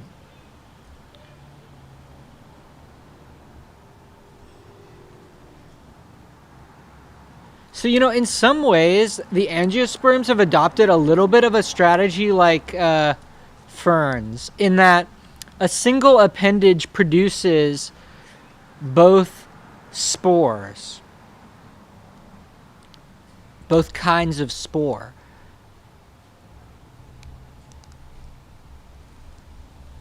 Whereas, like, in gymnosperms, like, they're separate. Flowers are mostly sporophyte. Many flowers make both male gametophytes and female gametophytes. Okay, so the name of the angiosperm male gametophyte is called pollen.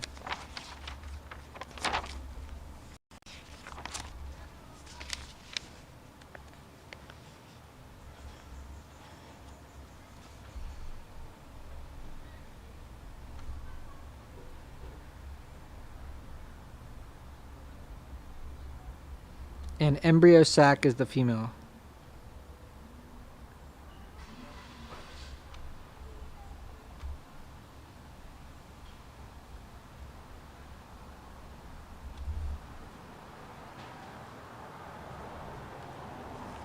Cool.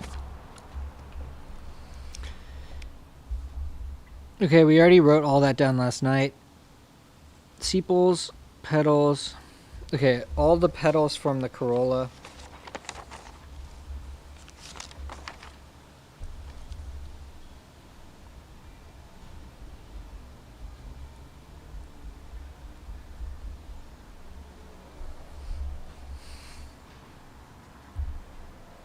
Okay, stamens are the male gametophytes.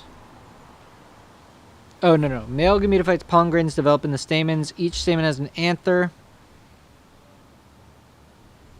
Okay, carpels. Okay, petiole.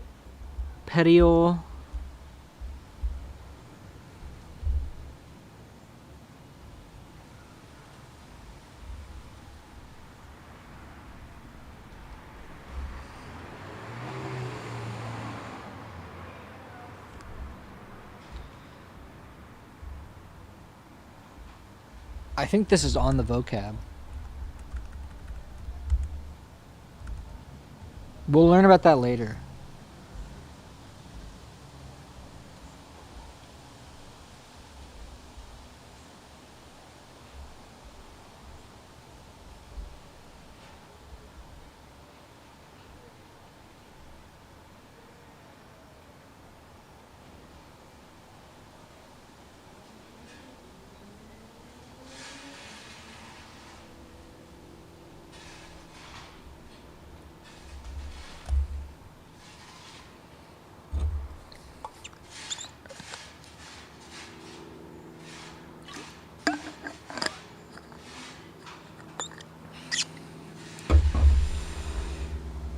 All right, fertilization in angiosperms. Fertilization is when two haploid gametes come together to make a new diploid individual. Flowering plants have a complex process called double fertilization. The essence of double fertilization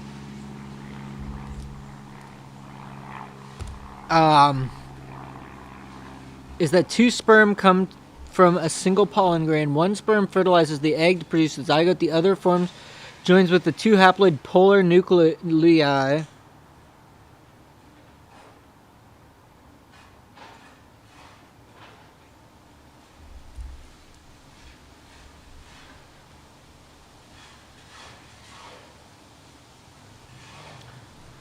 of the central cell in the female gametophyte, creating a triploid nucleus. The triploid cell then develops into the endosperm. As previously stated for gymnosperms, a seed contains an embryo and a seed coat.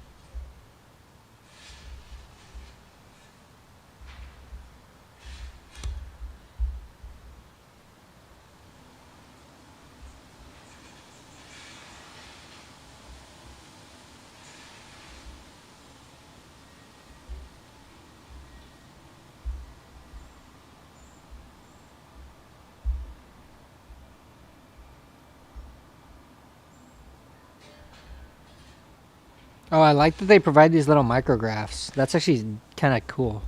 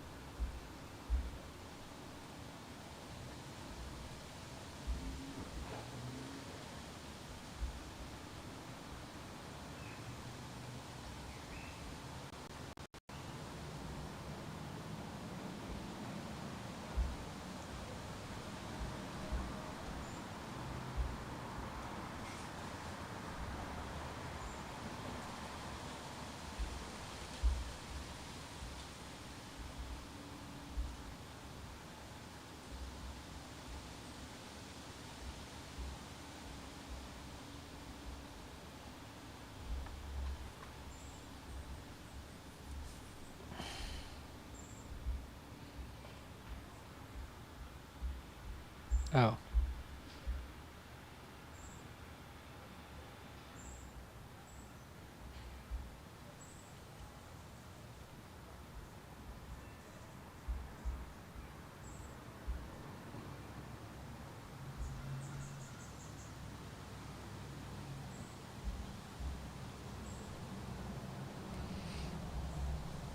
Ooh, I want to write this down.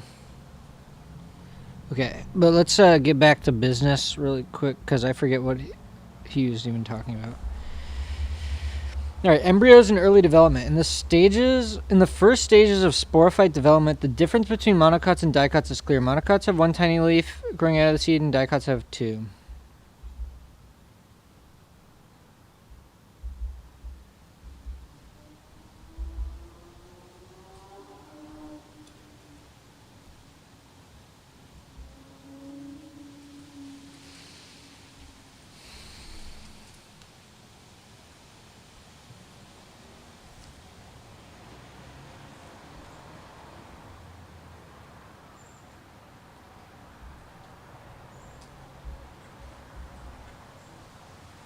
The parent spore. I think the seed coat is from the ovules and tegument. Yeah, the seed coat is from the parent.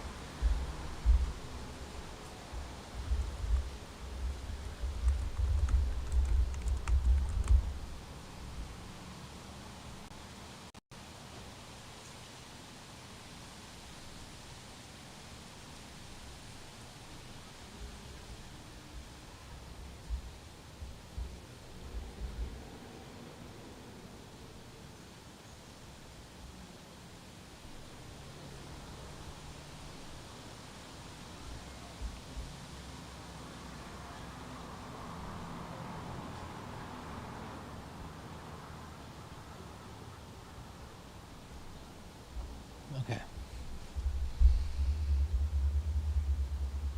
Oh, fuck yeah. Filament? Where's filament?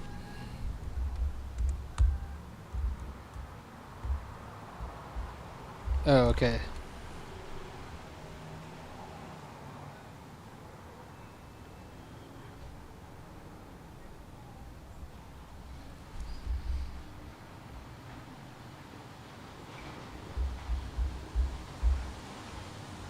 All right, nice. We have an hour to get. I actually need to do fungi too, so we have a good amount left, and I still need to draw all the things. Okay, so let's just do the concept questions then.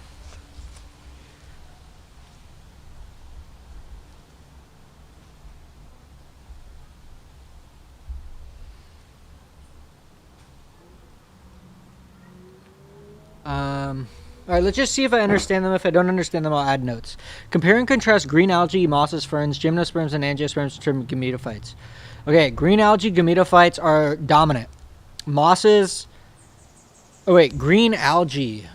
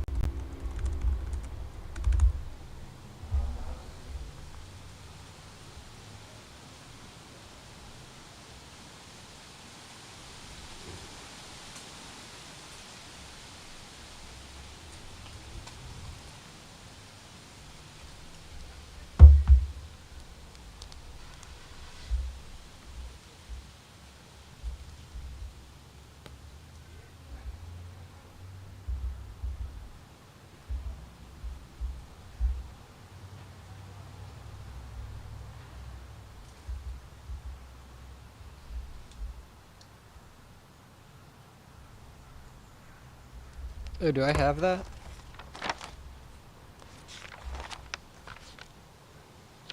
Oh, yeah, I do.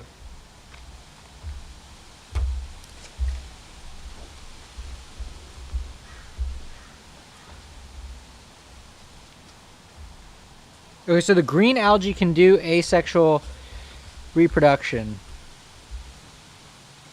And their gametophytes are pretty much identical, but they do have a difference.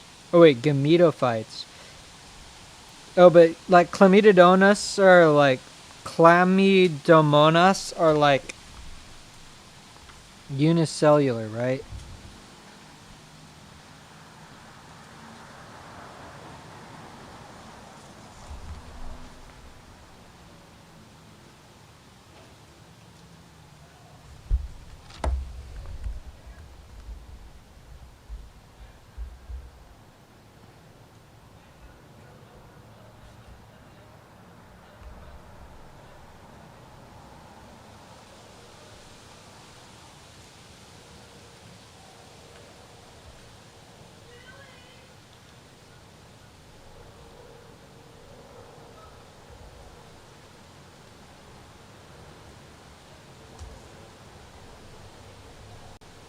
Okay.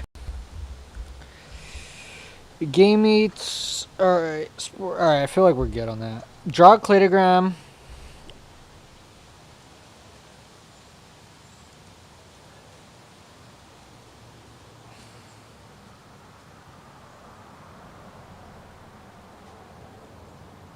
Alright, that's pretty obvious. I already have a cladogram.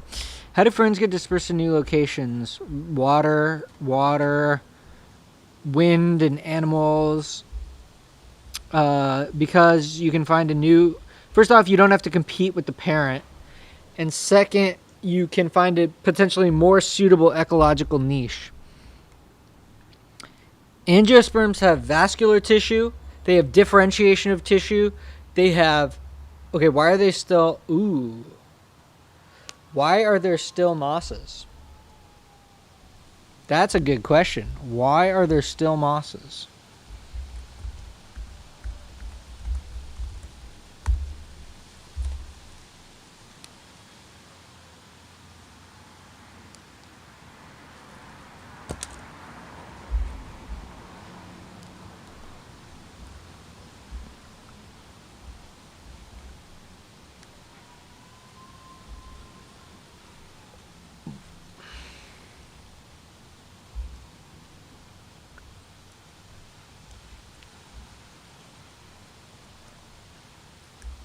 They just have their own ecological niche. Let's just say that. All right, let's see if I know all these words. Angiosperm, anther, meristems, carpel, cotyledon, dermal, double fertilization, embryo sac, endosperm, perisperm, epidermis, fertilization, filament, flower, fruit, gametes, gametophyte, guard cell, gymnosperm, haploid, diploid, triploid, megaspore, meiosis, mesophyll, microspore, mitosis, monocote, dicot, non-vascular plant, ovary, petal, corolla, petiole, and receptacle. Receptacle is new for me. Pollen, proteus, seed, sepal, spore, sporophyte, stamen, stigma, stomata, style, tube cell. Okay. All right, we're on to plants 4. Oh, wait, no, wait, we're not on to plants 4. I have to draw all the micrographs.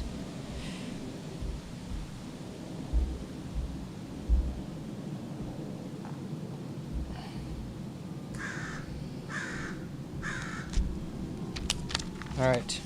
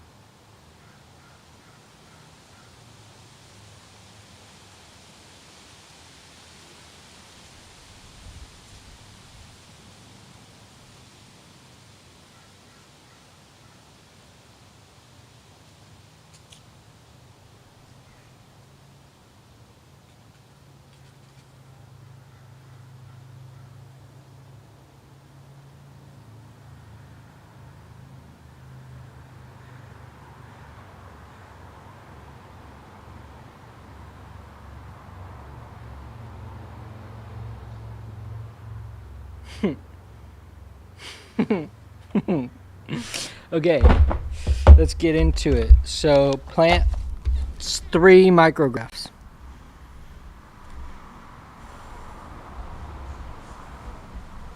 Bro, I'm getting tired, man.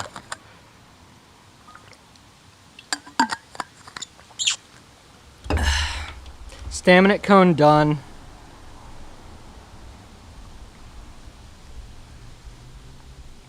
Done earlier. Okay. 2 pollen grains done.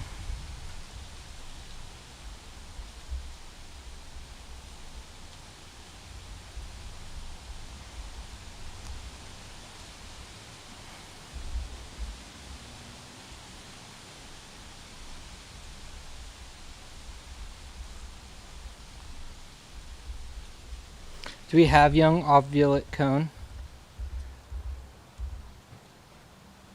Okay.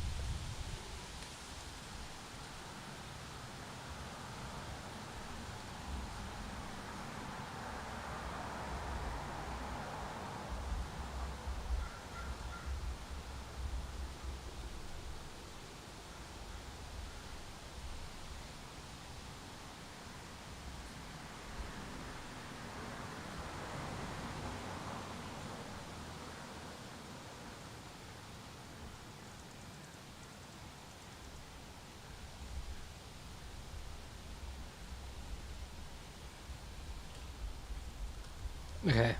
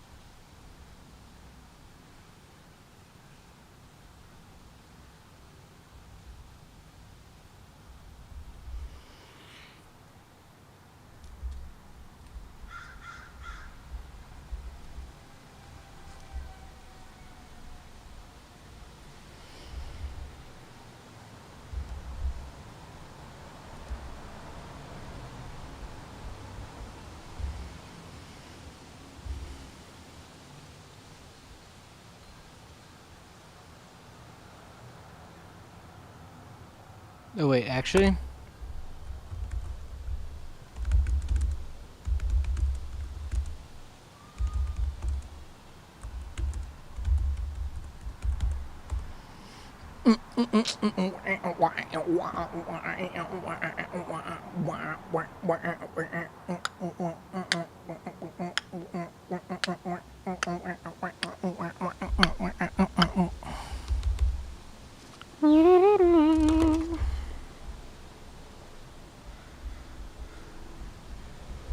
Okay.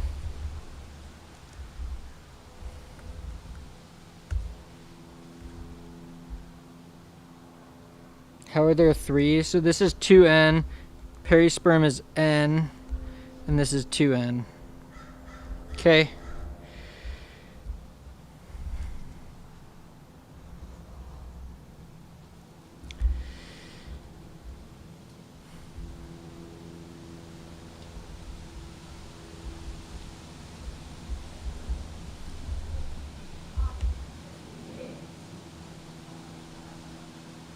Wow, look at this picture. This picture is insane.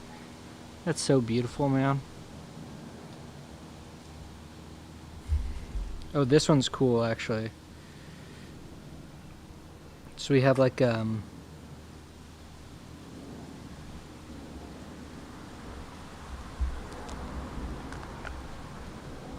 so let's just say 6 stamens around ovary.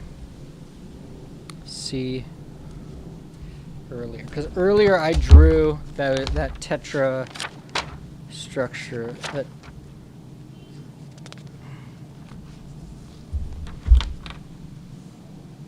okay, so we already did this.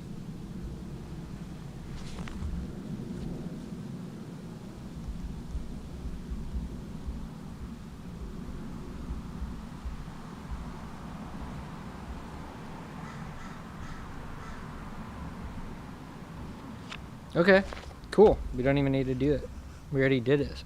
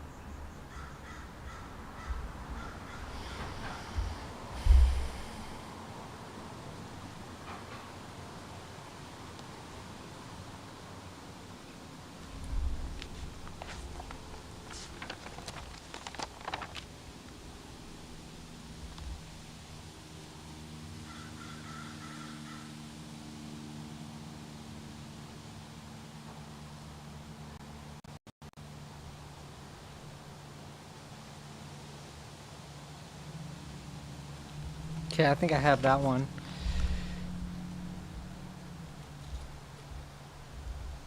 Do we have lily pollen?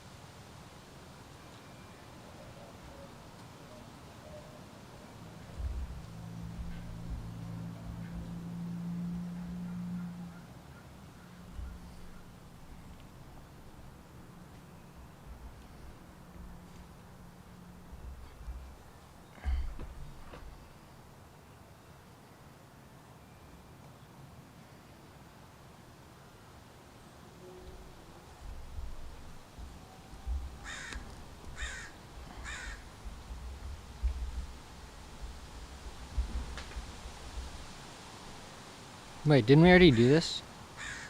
Oh yeah, we're good. Okay, plants 4.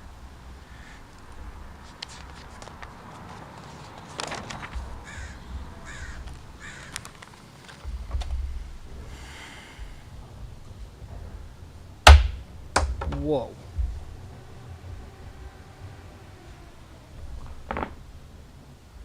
Damn.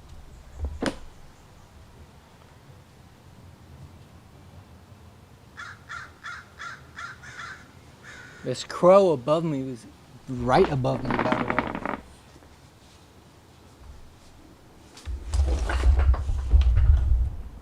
He's eating this.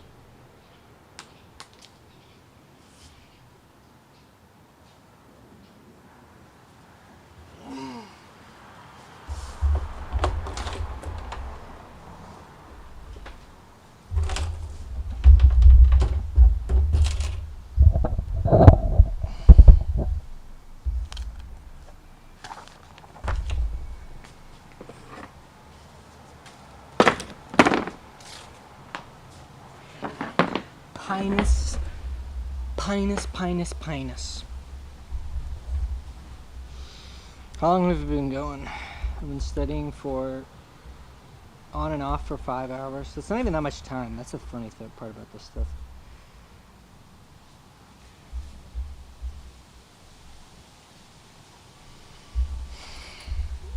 Okay, wait, let's finish this thing. Oh, this one is going to be brutal.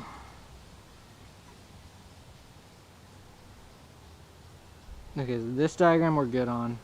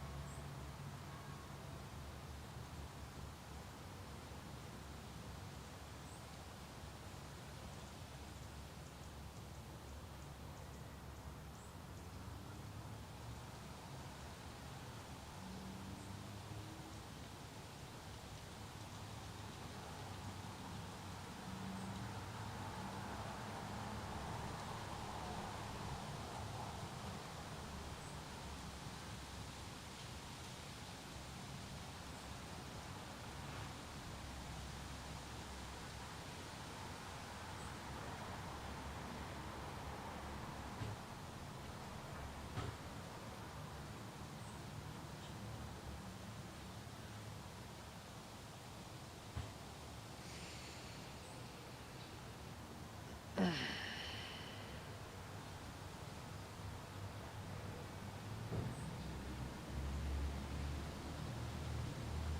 right, I'm gonna end it, bro. I can't focus at this moment. I'm done.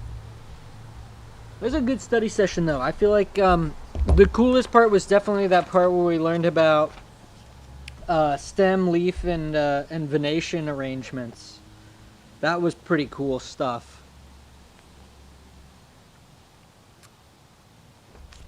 But we got to do plants 4.